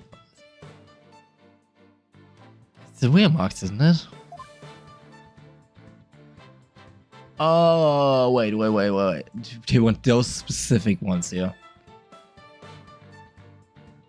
I think they want those very specific ones. Okay, let's try this. Oh, they wanted those. Okay. Yeah, okay, makes sense. They wanted just more precise and like the broad ones. But I was on the right track, okay. Okay. Please take a look at the mark that run A mark that runs over Mr. Justice's bandage is here.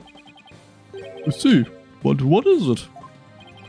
This mark was made by one of the casters from the transport case carrying the bomb. As the case was moved, it ran over his bandages. In other words, the transport case was originally to the right of Mr. Justice. Then, after Mr. Justice was assaulted, the transport case was moved. What? Just as Miss Wood said, the case was covering the writing at the time of the assault. Therefore, it was impossible for Mr. Justice to have left that message in blood. No!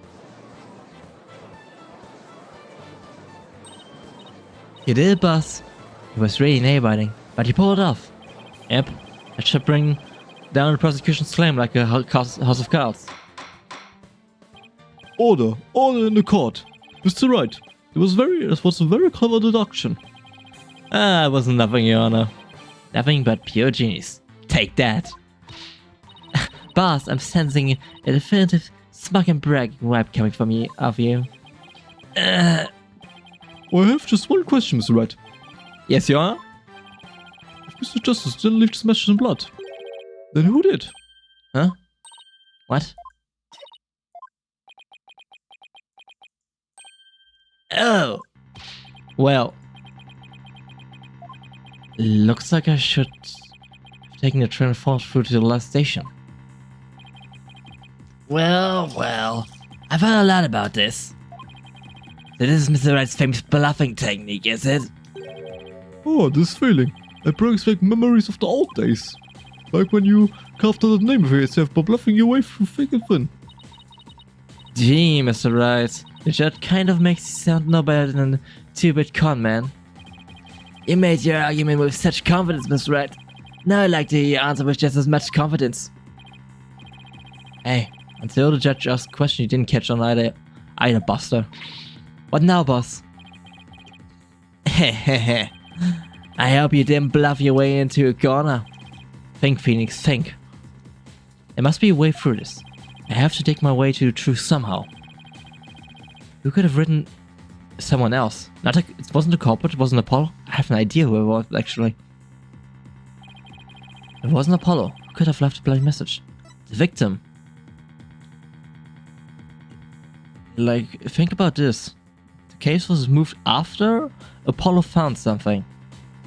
And at this time... Oh, yeah. Has to be the victim. This is the only option. To be honest, I don't actually have any real proof of this. But I've come this far. There's no turning back now. Besides Apollo, there was one person who shed blood at the crime scene. A person who shed blood? You don't mean... Oh, but I do. I believe it was Candace Arm who left behind this message in blood. What? What, Detective Arm? Are you sure you know what you're doing here? Not really. What kind of a ridiculous assertion is that? If you have said the attacker left a message to throw people off, it might have made sense. At first glance, it would seem to be the reasonable explanation. However, Apollo didn't shed enough blood to write such an extensive message. Oh, I see. Yeah, even for basically there wasn't enough blood to write all these letters. But they were definitely going to ascertain if she wrote the name of the person who did it, and it's going to go back to Junie. But as we saw, there was more to the message, so it has a different meaning. Mr. Justice is right. I suppose he didn't bleed very extensively in that case. And why would Detective Arm write the defendant's name? There's no connection between the two whatsoever. And I didn't even know the lady who was killed. I admit the investigation didn't turn up any connection between the victim and defendant. They had never even met each other. That's very true. Well then, let's see. And maybe the intended meaning of the message is not what it appears to be. And it was altered. The intended meaning? Not what it appears to be. Maybe the message was not intended to be Woods. Coming from you, that's quite a bold statement, Mr. Wright. You wish you thought the display message could have been another meaning. Yes, Your Honor. Huh. For something I pulled out of wormhole, it could turn out to be true, right? Objection! It clearly says words, as anyone can plainly see. What other meaning could it possibly have? Objection! At Kenneth's arm was the detective. Maybe words only means something to the police. Like a police scan code, for example. I didn't think of that. You may have tricked us, Honor, but you never get the best of me.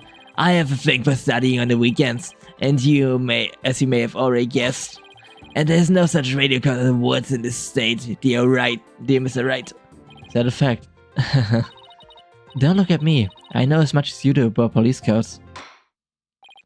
Enough of this. I was quite taken with the defensive theory. But if they can't substantiate it with anything, then I must add things here. No, please wait, Your Honor. Maybe, but before I discuss the theory any further, I demand a plausible explanation. So, Mr. Wright, what is the true meaning of the bloody writing? Well, I believe it's... And no stalling. If you can't get an answer quickly, I will declare this discussion officially over. I'm in trouble now. What other meaning could it have been besides this one? Maybe it means something in another language. Or maybe it's a code. Think, Phoenix.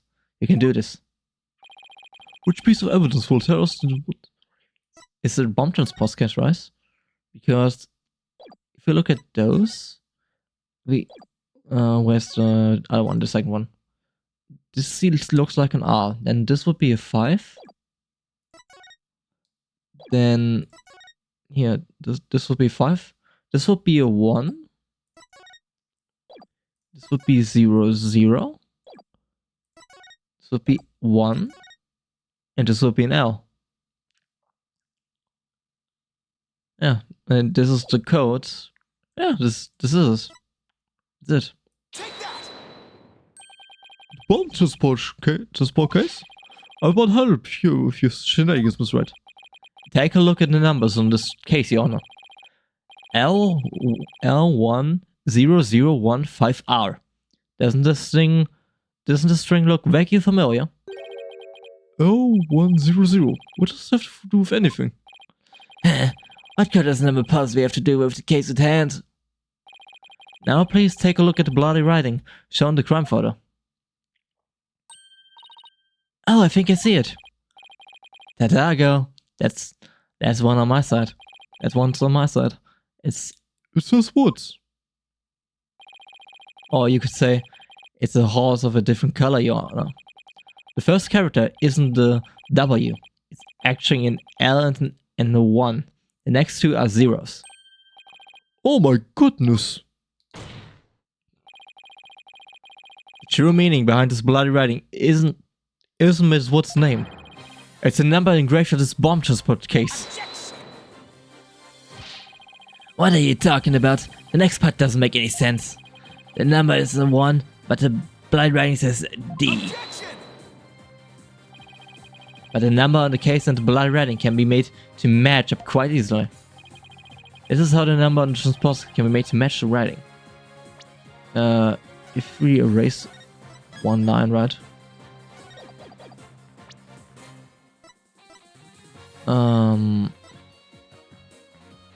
If we erase down 2 lines, right? If we erase this one and this one. Please erase the third downstroke of the W and the curved part of the D. Yeah. If we erase this, we get that. Whoa, would you look at that? Leos? No, Your Honor. It is meaning to be read as a word. It's the number L10015. Which if you take away the final R, it's the exact number that's on the bomb transport case. Erase 2 lines and they match up, you say? Well, I can change anything into anything else simply by erasing 2 lines. What if we erase 2 lines from your name? Would you be happy as Mr. Wright? What would you, Mr. Wright?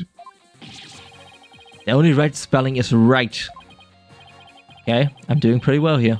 And I think I've drawn the right conclusion. Detective Arm's real message shows us the bomb transport case number. Your Honor, the two lines are edited by the real culprit to intentionally mislead people. What? The original message Detective Arms left behind was the transport case number. But whoever sorted Apollo changed the message. If you're right, boss, then what do you suppose Detective Arm was trying to tell us? Good question. What does this number represent? Do you see this number here? That is my identification number. Candace Arm lost her life in the courtroom bombing. Her dying message could have had only one purpose. No! To tell us the name of the one responsible for the bombing. Well, don't keep us in suspense, Mr. Wright. Tell us who she was trying to name. The culprit that the victim was trying to identify is none other than Ted Tonate, because it's his number. Take that! The defense wishes to indicate Mr. Ted Tonate of the crime of the courtroom bombing. Ted Tonate. Apparently, disabling bombs isn't Mr. Tonate's only specialty. Somehow, the victim must have realized that he was the bomber. So when she was caught in the blast, she left his bomb transport case number as a dying message. She used Mr. Tony's own ID number to finger him for the crime. Why would anyone go out of their way to write an ID number? Wouldn't they simply write a person's name? Got a good point there. What do you have to say to this, Mr. Wright? That only Detective Arm would know the answer to that, but allow me to offer a theory. Perhaps Detective Arm couldn't recall Mr. Tony's name in the heat of the moment. As I recall, this was the first meeting between the two. It's entirely possible they wouldn't have been familiar with each other. Maybe using the ID number was a way to hide this true meeting from the real culprit. That's lowering the odds that they would erase the bloody writing. But no matter what the reason, the important thing is the meaning behind her message. The fact remains, she wrote Mr. Tony's ID number. No, just one moment here. There hasn't been any proof yet. It was indeed Detective Arm who wrote it. The blood writing wasn't found during the investigation after the blast. If Detective Arm had left a message, it should have been found at that time. Objection! No, that was the case though. Naturally, Mr. Tony had hid it before anyone could discover it. And there's a simple explanation for how he was able to do so. What? Mr. Tony was able to cover the message up because he's the first to find a body. The first person to discover the bloody writing was Mr. Tony himself. I was the first one who on the scene after the explosion. I went there to ensure safety, but I ended up discovering a dead body. And Mr. Tony saw the victim had written his ID number. He used the bomb transport case to cover up the bloody writing as a stopgap measure.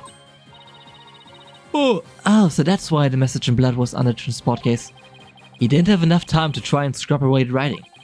If he didn't report the body right away, he would look suspicious. So his letters lived on to serve another function. And Mr. Tony used them in another incident. Oh, you saw the Mr. Justice.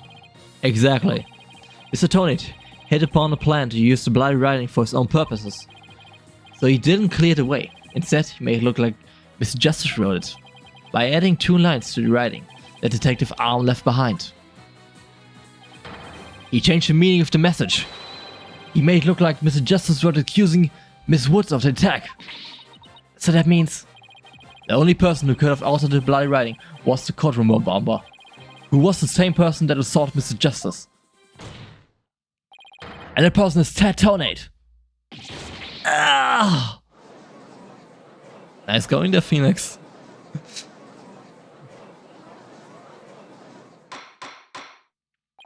Order in the court. Order, I say. It looks like we have to hear from the bomb specialist himself.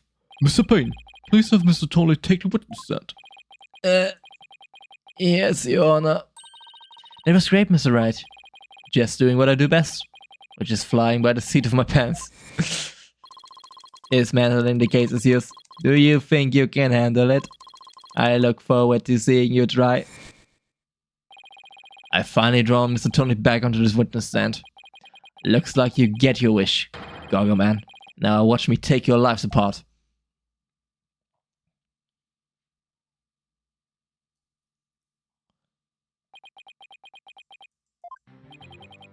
Mr. Tornado, I'm afraid we have a few more questions for you. I understand the situation, Your Honor. I was keeping a close eye on the proceedings from the gallery.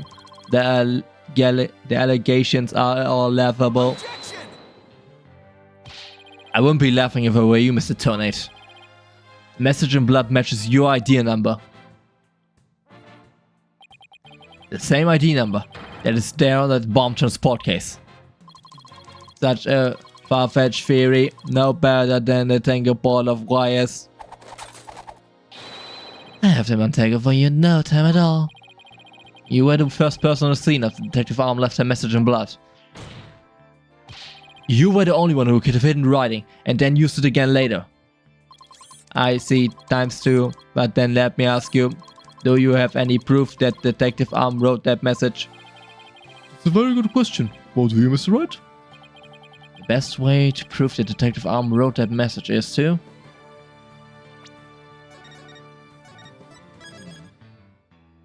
the DNA? I mean, if it's her blood, we should be able to. Your Honor, I request that a DNA test be performed on the blood itself. Once we know who this is, it will be obvious as to who wrote the message. Very well. Bailiff, please put in a request for a DNA test with the forensic team. Yes, Your Honor. It will be quite some time before we have to resolve the analysis. Until then, let's hear more from the witness. I would like nothing more, Your Honor. I want the girl to hear how ridiculous the defense theory is.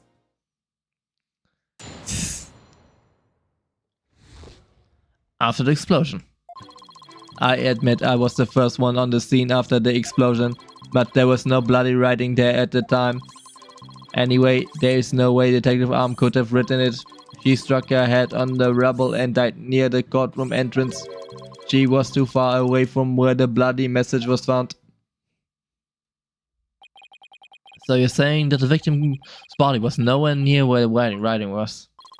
Precisely. It is as plain as day that she could have not written it.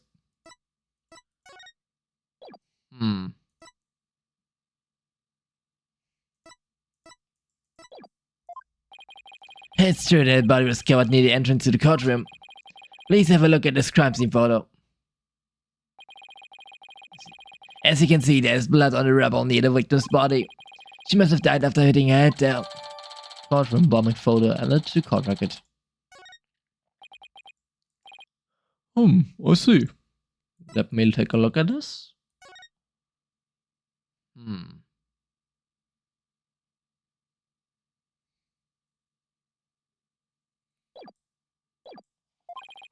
Alright then, Mr. Wright. You may cross-examine the witness.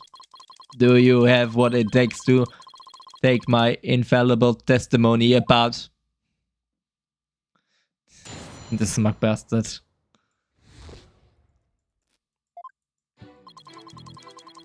I think we first need info. I think we first need info before we can do anything concrete. Why were you the first person on the scene? You secure the area. It is regulation for a bomb disposal specialist to enter first. In other words, you have the opportunity after the blood writing then, did you? Well... Mr. Wright, please don't interrupt. Mr. Tony is about to give testimony that will show just how wrong your reasoning is. Down. I think he was just about to say something interesting too. When I went in and saw the aftermath, well, it was quite the disaster.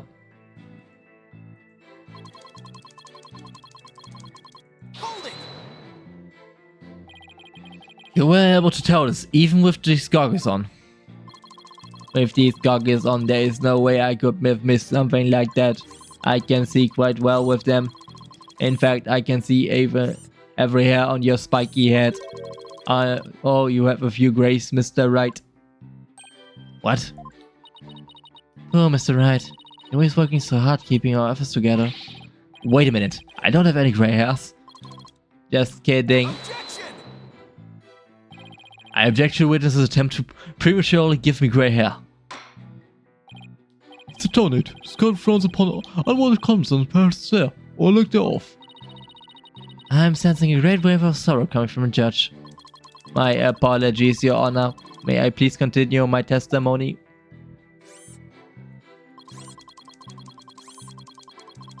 Hold it! If she didn't write it, then who do you propose did? Mr. Justice, of course. Just before dying, he wrote the name of his attacker, Juniper Woods. A final message from your subordinate. Oh, Mr. Justice, I'm sorry to get all misty-eyed. Apollo is not dead, folks. So how can we be sure it was Mr. Detective Arm who wrote this message? It is very simple. She had struck her head on rubble and died near the courtroom entrance. We not folded her.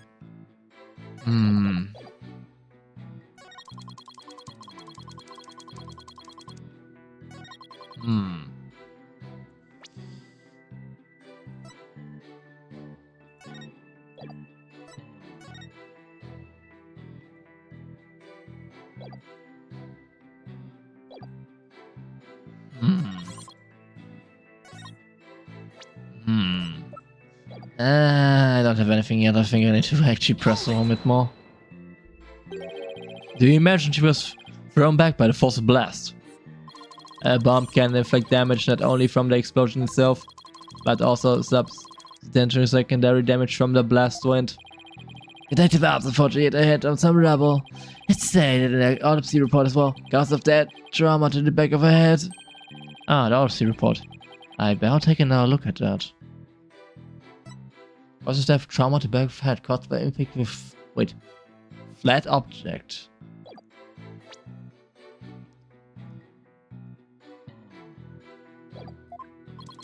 Now, do you see? Detective Arm could have not written that message. The reason for that being... Right, it was sent a flat object, but rubble is not flat. Yeah, this is 100% it. Objection! You're a terrible lie, Mr. Tornado.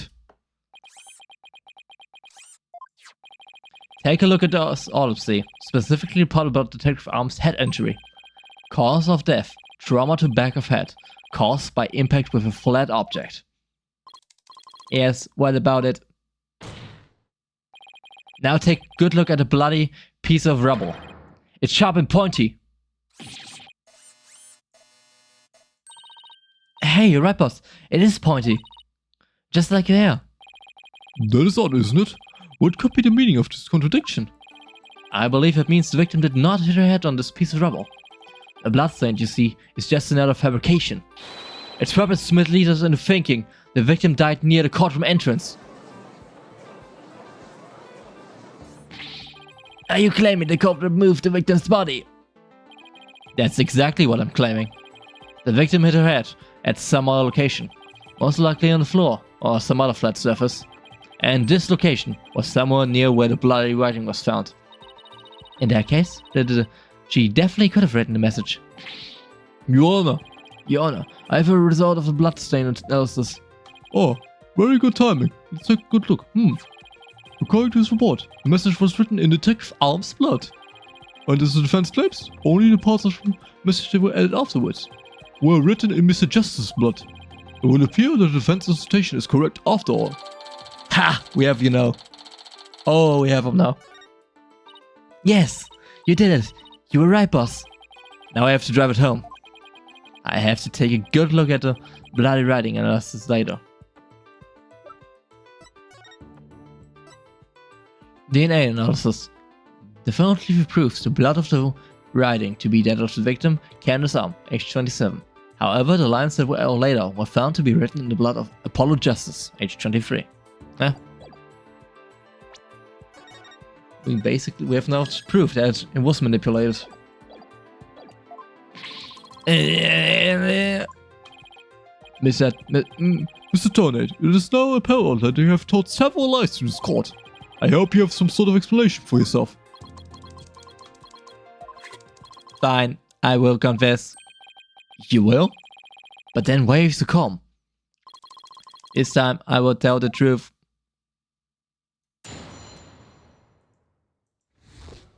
the truth. It is true that Detective Arm wrote my ID number. He very plainly wrote 10015R. I was shocked, but I did not detonate the bomb. Detective Arm must have mistaken me for the real bomber. Not wanting to be accused, I moved the body and covered the writing. My bad. I see. So it is your assertion that you merely moved the body. Is that it? That is correct. I did not kill Detective Arm. Well, if that's all you did then. Wait a minute. That in itself was a criminal act. Glad to see you finally crossed that finish line, Your Honor. Very well then. Your cross-examination please, Mr. Wright. Yeah, this is crime. Tampering with crime scene.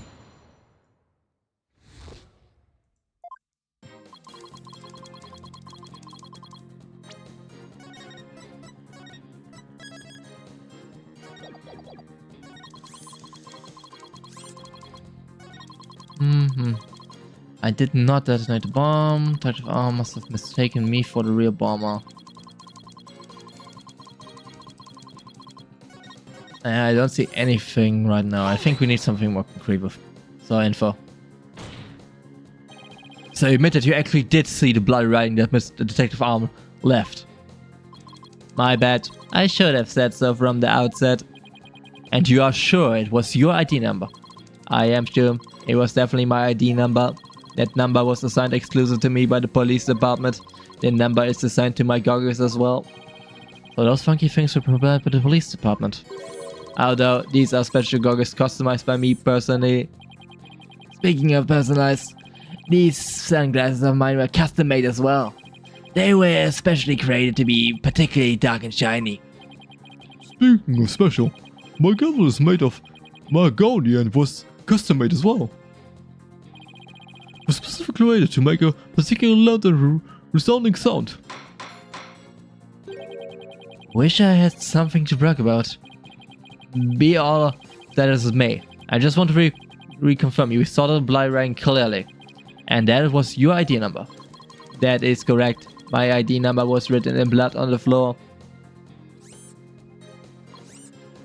Hold it! And it was written after the bomb went off in the courtroom. Correct. I didn't know why she would write it, so that sent me into a panic. Sounds like you were in quite a titsy. If I were in his shoes, I guess I would have psyched me out too. I can't imagine coming across the message "Psychs" written in blood. If I saw a gasp in pain written in blood, I'd certainly make me gasp. Rest assured, Mr. Donald, I understand how you must have felt. And so you discovered your ID number wrapped in blood as seen it. That is right. I saw it with my own eyes. It's very clearly said. The ID number. I'm not going to repeat it every single time now.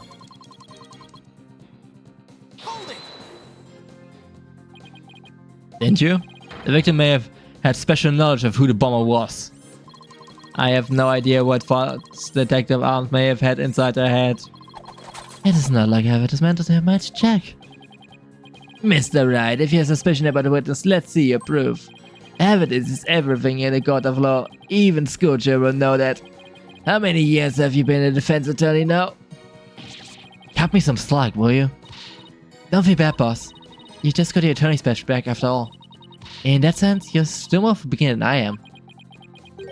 I suppose I should be thankful you're not a licensed psychologist. Mr. Tornade, please continue with testimony.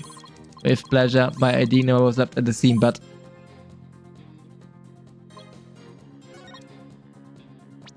I don't think with anything...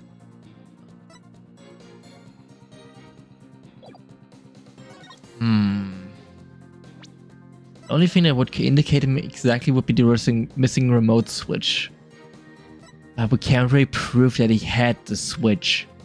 Also, that he has knowledge of the bomb itself. I think I need to press first a bit more. By mistake, do you mean you had nothing to do with the explosion? That is correct. That is why I was so shocked when I saw my ID number. The victim may have suspected Mr. Tony for no reason other than the fact that, as the bomb specialist, he was in charge of the bomb. In other words, a false accusation. It's Circulation discrimination, I say.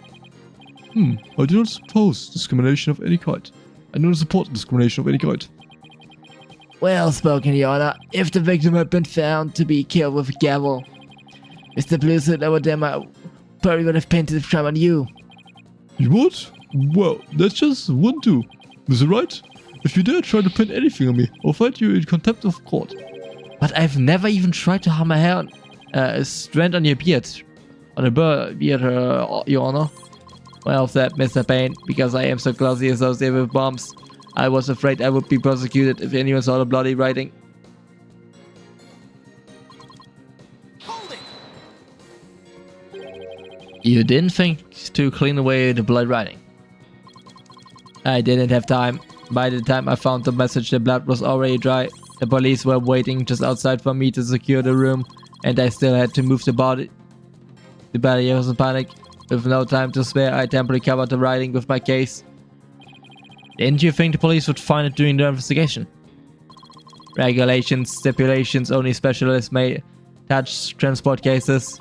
Because of the danger, you see. I thought I would clean up the writing once they were finished. My bad. My bad? Does he really think that just magic smooths everything over? This guy is something else. And I don't believe that the detective's undying message was just a mistake. He won't put a hole to say. What did Mr. Tony see when he first discovered the blood writing? There has to be some contradiction hidden in his testimony somewhere. The only thing I can think about is this one.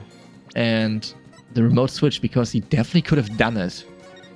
So this would be a contradiction. But it's a bit flimsy right now. I'm going to try it. Objection! No, it's not.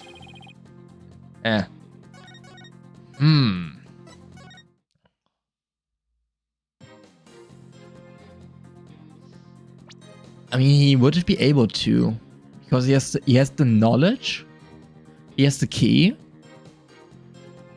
he knows how the bomb works, and he basically knows everything about the case. Of course, it's him. But how do we prove this? Huh.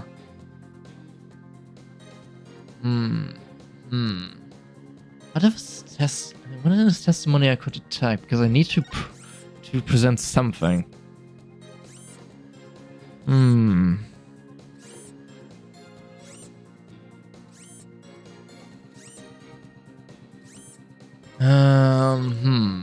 me look at the evidence.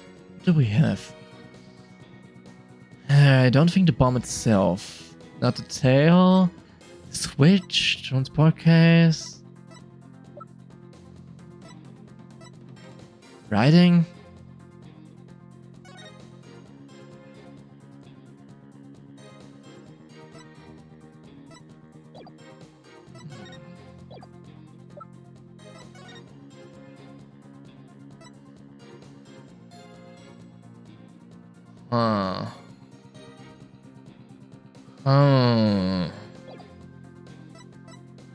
It has to be one of those. Let's see. It's true that I dropped my ID number. It's just around. I was shocked. The bomb. State of output is the same for the rear bomber. I wanted to be curious. Like,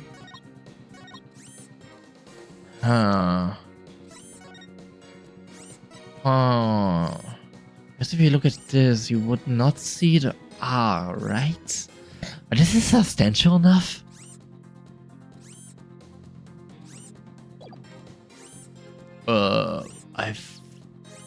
It's basically the only thing I can come up with, really.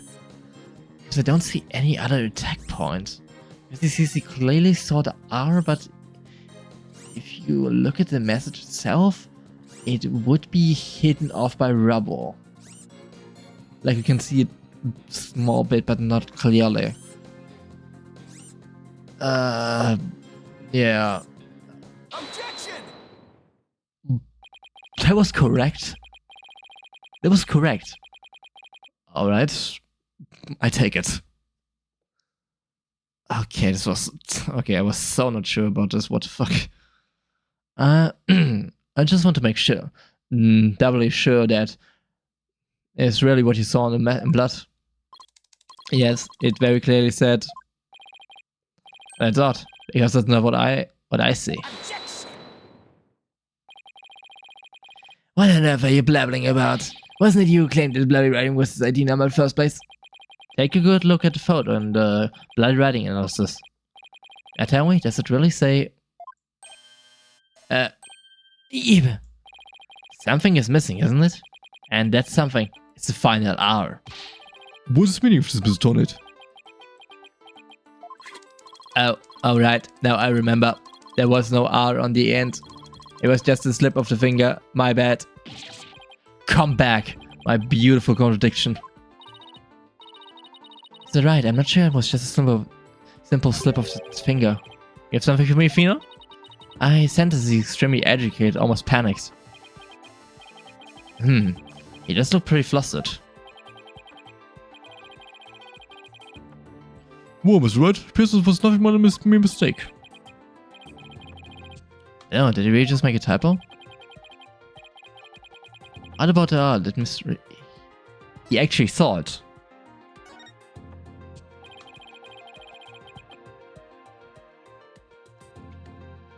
We just maybe Mr. Torrent really did see the R. There's no R any. No, it's there, right? Huh? Now I take another good look at the photo. I think maybe that's it. What is it now, Mr. Wright?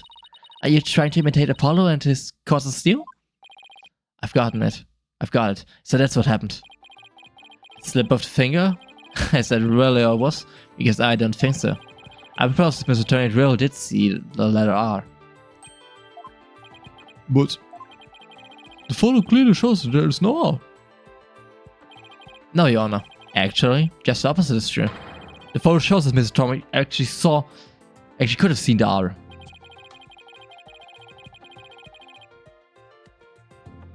If you're going to make a claim, you better be able to point out what you mean. What part of the photo shows that Mr. Torrent could have seen the R? This thing here. Take that! Please look here to the right of the 5. Do you see a little bit of red? Oh, I see it. Just on the edge of where the floor is broken up. That's the R that Mr. Tony saw. Objection! It's true that a witness wears some very, very odd goggles. But it doesn't mean his item is bad noise brain power. What part of that little smug looks like an R to you? Objection! But what Mr. Turner saw wasn't a little smudge. There was a whole and complete R written there. Before the floor was damaged by the explosion. Oh well, that explains. Huh? Can't explain what you mean? Because he just proposed that everything happened in the exact opposite order. Yep, because it's the way it really went down. The timing of when the R was written turns everything about this case around. Now then, if the floor was damaged before the explosion, the bloody message running off the edge of the damaged floor like that, we can only conclude that it was written before the explosion. But that's ridiculous. If they were true, it overturns your own premise. That's right, it does. In fact, it turns everything upside down. The victim was not killed by the explosion in the courtroom. She was killed before the explosion ever occurred.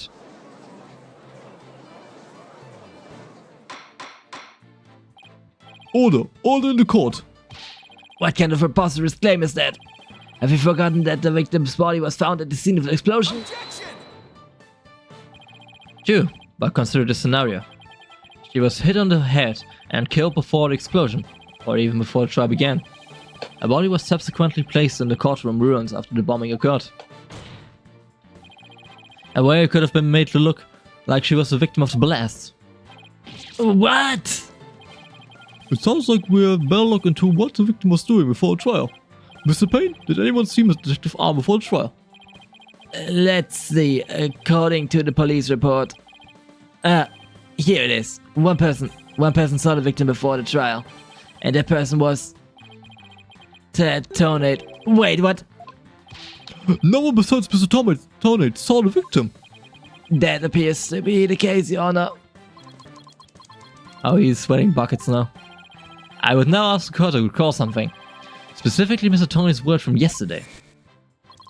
It was when Detective Arm and I were transporting the bomb. Oh my! Mr. Tonate, just before the trial, you were with the victim. The two of you were together at the scene of a crime, courtroom number 4.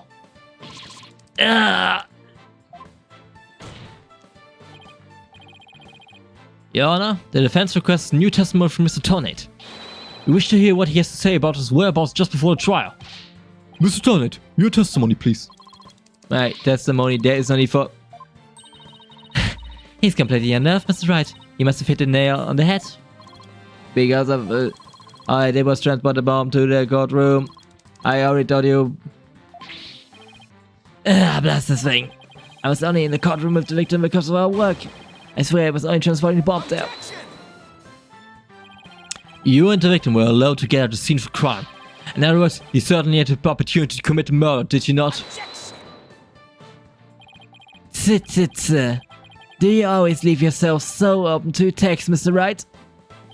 What now, Mr. Payne? Mr. Tony may have had the opportunity to kill Detective Arm, but an important piece of your recitation is missing. What is an important piece? The murder weapon. What do you claim is used to kill the victim? Easy. The bomb itself. It says a flat object. It says a flat object and the bomb is flat. The surface of the bomb would be flat. Yeah. Mr. Payne is the point. Even if Mr. Tonate had a chance without a weapon, he could never accuse... we can't accuse him of the crime. Mr. Donate? Oh, yes. Yes, that's right. I didn't have any sort of thing that could have been used as a murder weapon on me. I could possibly have killed Detective Arm. Did you really have nothing he could have used as a murder weapon? What is it, Athena? Just looking over the victim's autopsy report. I'm hoping there's something in there that can point us in the right direction. Well, it does say that she died from trauma to the back of her head with a flat object. Yeah, and to inflict that specific kind of injury, all you would need is a flat surface, right? A heavy, blunt object with a flat surface could definitely be a murder weapon. Well, Mr. Wright, can you indicate for the court what was used to kill Mr. Detective Arm? I believe I can. Believe being the key word here. You can? Then please, do so now. What did Mr. Tony have that could have been used as a murder weapon? The bomb itself. It's the only thing that works. Mr. Tonate, you say you didn't have anything yet could have been used as the weapon. But in fact, you had the perfect thing. What? What the devil are you talking about? You had this. That's the bomb. I thought you were trying to prove that the victim wasn't killed by the bomb blast. The bomb blast, no. But I believe Candace's arm's kill was killed with this bomb. Because this is the blunt object that delivered the fatal blow to her head. Please record the description of Detective Arm's head wound. Trauma to back of head, caused by impact with a flat object. We assume this injury was sustained when the head hit the floor. But a blow from any flat surface of this bomb would produce the exact same wound pattern. Do we have him?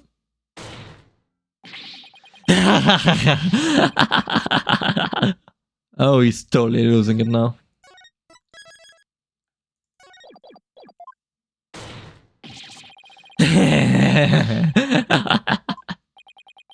What's with him? Show me proof. Where is the evidence that I hit the victim with the bomb? He's right. I don't have anything decisive. Did he find any of the victim's blood on the bomb? That would be decisive proof. But too bad the bomb is blown to bits, it's long gone. Boom! Game over, yeah! Mr. Wright, is there really nothing on the bomb in the photo? The crack. The crack! I don't see any blood or anything. Wait, the time display is a little broken here. Maybe it broke when it came to contact with Mr. Detective Arm's hand. That's definitely a distinct possibility. But unless we find a fragment with the victim's blood on it, it's not going to count. I guess you're right. How do we do this? By setting off the bomb, Tony managed to obliterate all traces of the murder weapon. What in the world do I do now? At times like this, I've got to change gears and look at things in a different way. Instead of looking for the thing he wasn't able to hide, I should be looking for a way to expose the things he did hide. Oh, the switch, right? The remote switch. Because this one is hidden. The person who, yeah, had totally murdered Detective Arm before the trial started. And he placed the body in the courtroom after the bomb went off. Which means it was something you need to keep hidden until then. I think I have just... Wait, time to present a photo that shows exactly what to hide.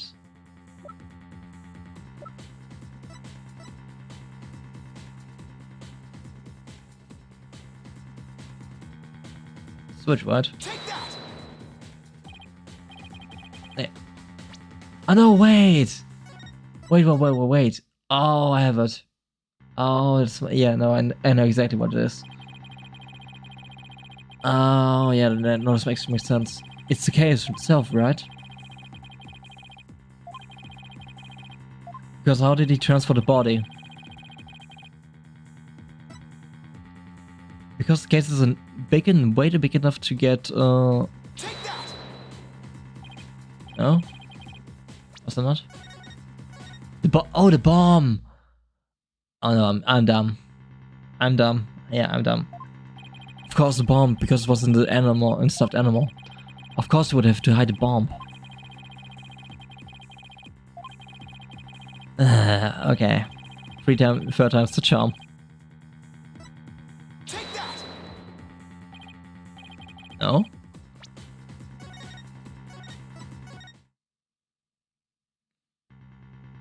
Was it? Oh wait. Oh no. Oh, I think it was on the right thing. I think it was on the right trail. I need to show the body for the photo of the body, right?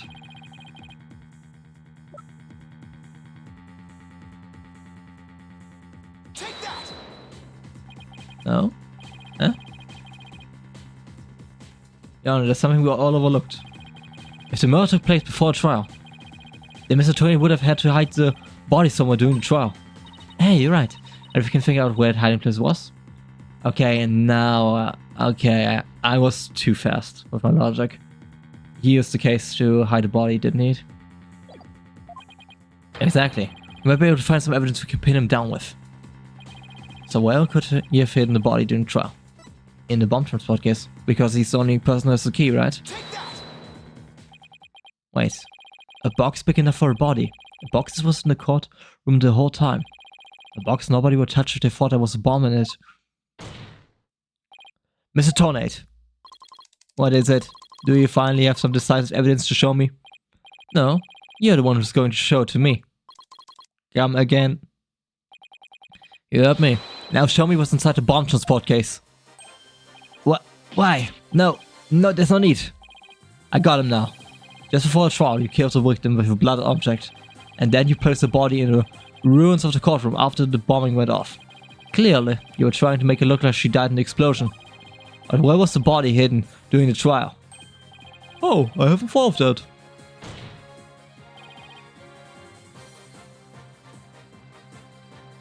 The answer is right here.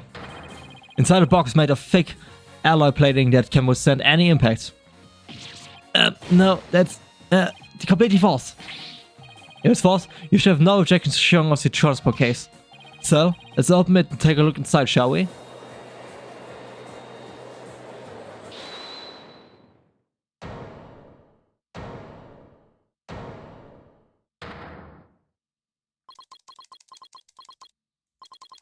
That's not if you value your life. What's he up to now? Remain calm and listen carefully. This bomb will detonate in 5 minutes. What? What? Huh? I repeat, this H3000 will detonate in 5 minutes. What's going on? Your Honor, I recommend you adjourn this trial before this bomb goes off. Mr. Tornade, are you threatening me? Hey. I am the only one who can disable this bomb. If you do not want to die, your only option is to listen to me. But Mr. Donate, did you just say that you just training model? A fake to practice one? I did, but I also lied. This is the real deal. This is the HH3000. But the HH3000 was used to blow up courtroom number 4, wasn't it? How do you know it was the real HH3000 that blew up courtroom number 4? Huh? That bomb that blew up the courtroom was a different one that I made. What? Then are we to take this as a confession on your part? Take it any way you would like. Just before the trial, I took the HH3000 out of the stuffed animal and put my own bomb into it. That was the bomb that exploded and destroyed courtroom number 4. Mr. Donate, please be reasonable. Do you really expect us to believe a crazy story like that? The HH3000 is so unique, I had never seen anything like it. It is so unique that I could not replicate the detonation mechanism, so I just had to have it. Besides, did anyone look inside the stuffed animal during the trial? Did anyone check to see if it really was the HH3000 in there? I must confess, no one opened the stuffed animal to check. So there really is a possibility the bomb was switched out? No, not a possibility, a certainty. I did it. So he had a real bomb with him this whole time. You had better get out of here while you can. You do not have much time. No, he's bluffing. He's bluffing 100%. Order in court. I'm out of here. It's gonna blow. Run!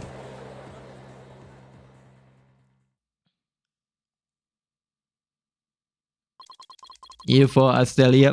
Well, aren't you brave? It just wouldn't do right for the judge presiding over this court to run. But that horrible explosion the other day. The judge looks like he's about to book it if for nearest exit any second. So, Mr. Payne. Hey, that is... Ah! And he's off. Mr. Wright, what do we do? It'd be pretty perfect runner, wouldn't it?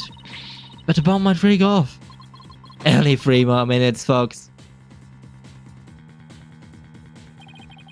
The bomb really the HH3000. What should I do? Stand my ground. I can't run now. I'm going to stand my freaking ground. Well, it's been fun, but I will be going now with my dear HH3000 naturally. Oh, and by the way, I would advise against having me followed. Even with no remote switch, this bomb can still be triggered manually. If I think I'm being followed, I will detonate it on the spot. Farewell. Hold it! You're not going anywhere, Ted Donate. Your Honor, there's no reason to be afraid. That bomb is a fake. Are you sure, Mr. Wright? Huh. More of your famous bluffing, even at the risk of your own life. Mr. Wright, none of your bluffing now. Not a time like this. Life's on the line here. I'm not bluffing, and I have proof. You do? Yes, of course, Your Honor. It's right here in the photo of the bomb, clear as day. Proof that Mr. Tony's bomb is not the real H3000. Really? Up with it then, immediately. Where's the proof that what... The crack, right? That's the only thing that would be possible. Because his is completely intact. So it can't be the real one. Take that! The display for the time on the bomb in the photo is broken. Most likely, it broke when Mr. Tony used the bomb to attack the detective arm. But the display on the bomb in front of us is not broken. Oh, you're right. Therefore, this is not the real HH3000. Mr. Tony was clearly lying when he said he switched out the bomb in the stuffed animal. The real HH3000 blew up in the courtroom number 4. This bomb is nothing more than a fake and model used for training purposes. Ugh. Fear not, Your Honor. I will examine the inside of the bomb transparent case myself. Yes, please do that, Mr. Wright. No, stop!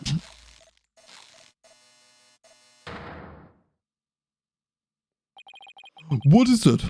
Is that a bloodstain? Just as I expected. Your lives have all blown to bits, Mr. Tornate. I'm confident that DNA analysis on this bloodstain will confirm that it's Detective Arm's blood. That those results will conclusively prove that you murdered Detective Arm. Ugh. Oh, we did. How about it, Mr. Tornate? Think you can dismantle this decisive evidence?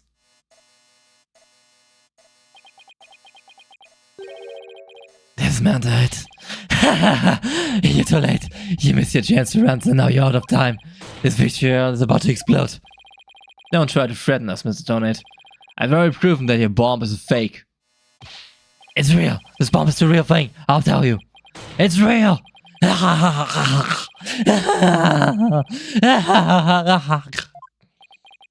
Mad bomber. Party of one. There's no time left. It's going to blow. I have to disarm it. I have to take it apart. I can dismantle everything. I can take apart evidence. I can take apart bombs. I can dismantle it. Dismantle. I'm not gonna make it. Only one thing left to do.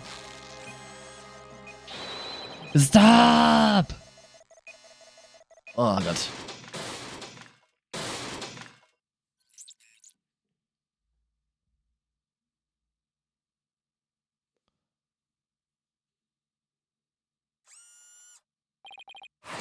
Made it.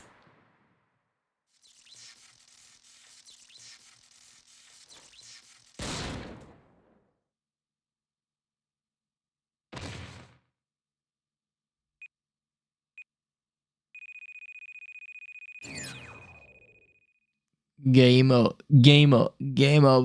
This management attempt failed.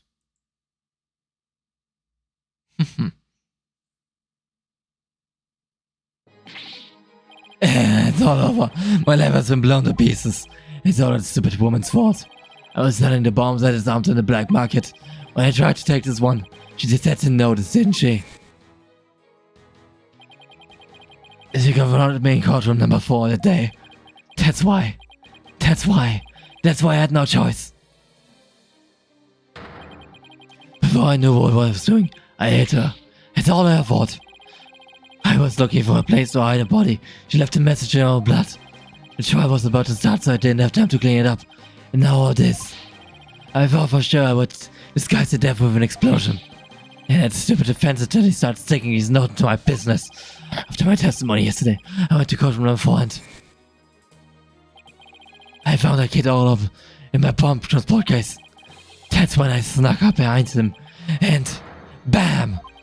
And when the idiot police arrested that little girl, I thought for sure I could play it all on her. Why? Oh, why? Ah, jeez. Lieutenant, you are hereby under arrest. On suspicion of the courtroom bombing and the assault on Mr. Justice. Your innocence or guilt will be determined at a later trial. Now then, I see that members of the public have returned to the gallery. One person, however, seems to be still running far, far away. Be as it as may, I will now announce Miss Juniper Wood's verdict. Not guilty. Confetti. Woo! We did it. Nice.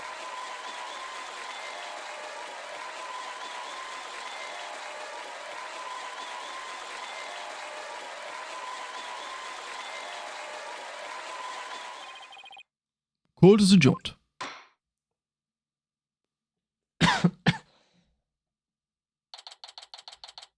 December 18th, 12:41 a.m. 12:41 p.m. District Court, Defendant Lobby number 5. You did it, boss. Yeah, I guess we managed to pull it off somehow. So many mysteries cleared up all at once. It was amazing. It just sort of worked out way, didn't it? It's not the kind of thing that usually works out. You made it happen. And the way that me, our prosecutor, hightailed out of here, that was great. It's alright. Fina, thank you for everything you did for me. I'm so happy for you, Junie. Now you can go back home to the forest in peace. I hope the both of you will come and visit me there sometime. It would be nice. Thank you for the invitation. I don't know, Mr. Wright. I'm not so sure you could make it all the way up to Junie's house. How high up do you live again, Junie? Around 3,000 feet, I think. What? That's not a forest. That's a mountain. But you know, boss, there's something that's so bothering me about this case.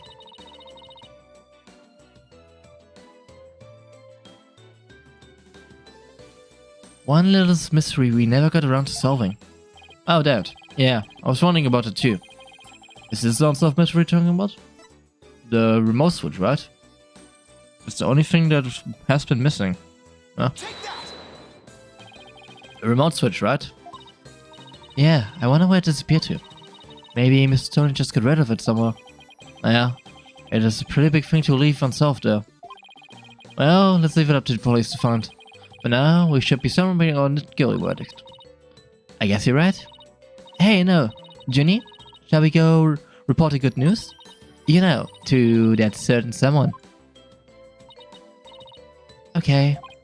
Huh? Your grandmother? No, silly, to Apollo. Oh, right. Well, then we'll all go to the hospital together to see him. Great idea. I bet he's bothered us in mind. Okay. And so the courtroom bomber case came to a close. But the next trial was just over the horizon. There's never a dull moment with so many lawyers in the office. That's for sure. Apollo Justice, Phoenix Lex, and me, Phoenix Wright. Between the three of us, there's no case we can't solve. Our powers combined, we're an unstoppable team. At least, that's what I believed. Oh?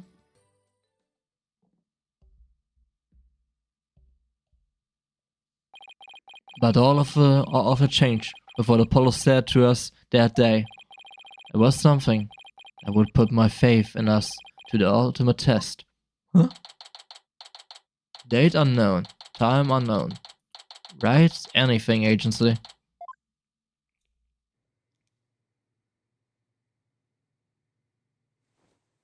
Sorry, but I'll be taking a leave of absence. Wait, what do you mean by a leave?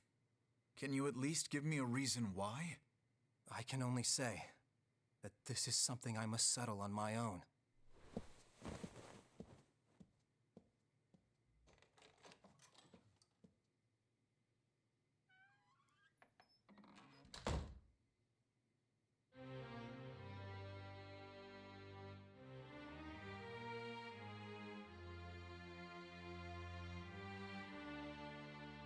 Oh, why, Apollo? Why are you shutting us out?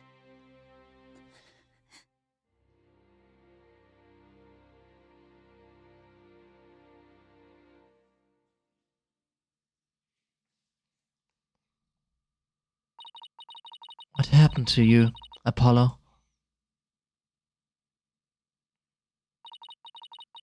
Ever since you put that jacket on, you've changed.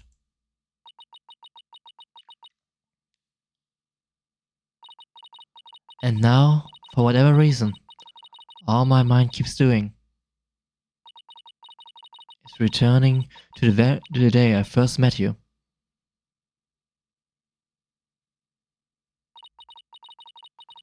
We tackled our first case together, he and I, this past spring.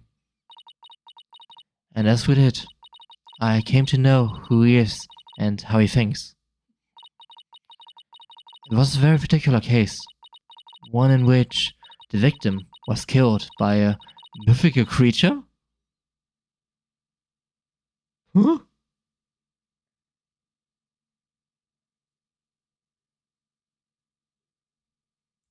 Huh, what a way to end. Huh. So there's something particular about why he put this jacket on. I mean, I did notice that he definitely... Of course, he definitely noticed the design change. Huh. But yeah, I think this is all for it. As said, it's going to be a shorter stream, because I still have stuff to do. Yeah. I hope you enjoyed the first episode of Dual Destinies. I certainly did. Very good introduction, definitely, to the new game.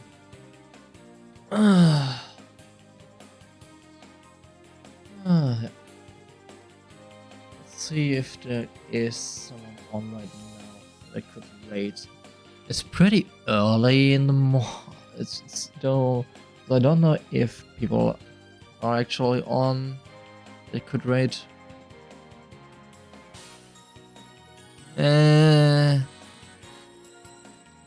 Nah. Maybe someone in the esoteric category or something. Let me check. If I don't find someone, then I'm just going to end without raid today. Let me see. Nope, nobody. Alright, I guess we'll just going to end today then without raid. Thank you for coming, everyone. Hope you had a good time. I certainly did. Well, let's see you next time for Case 2 of Dual Destinies. Take care, everyone.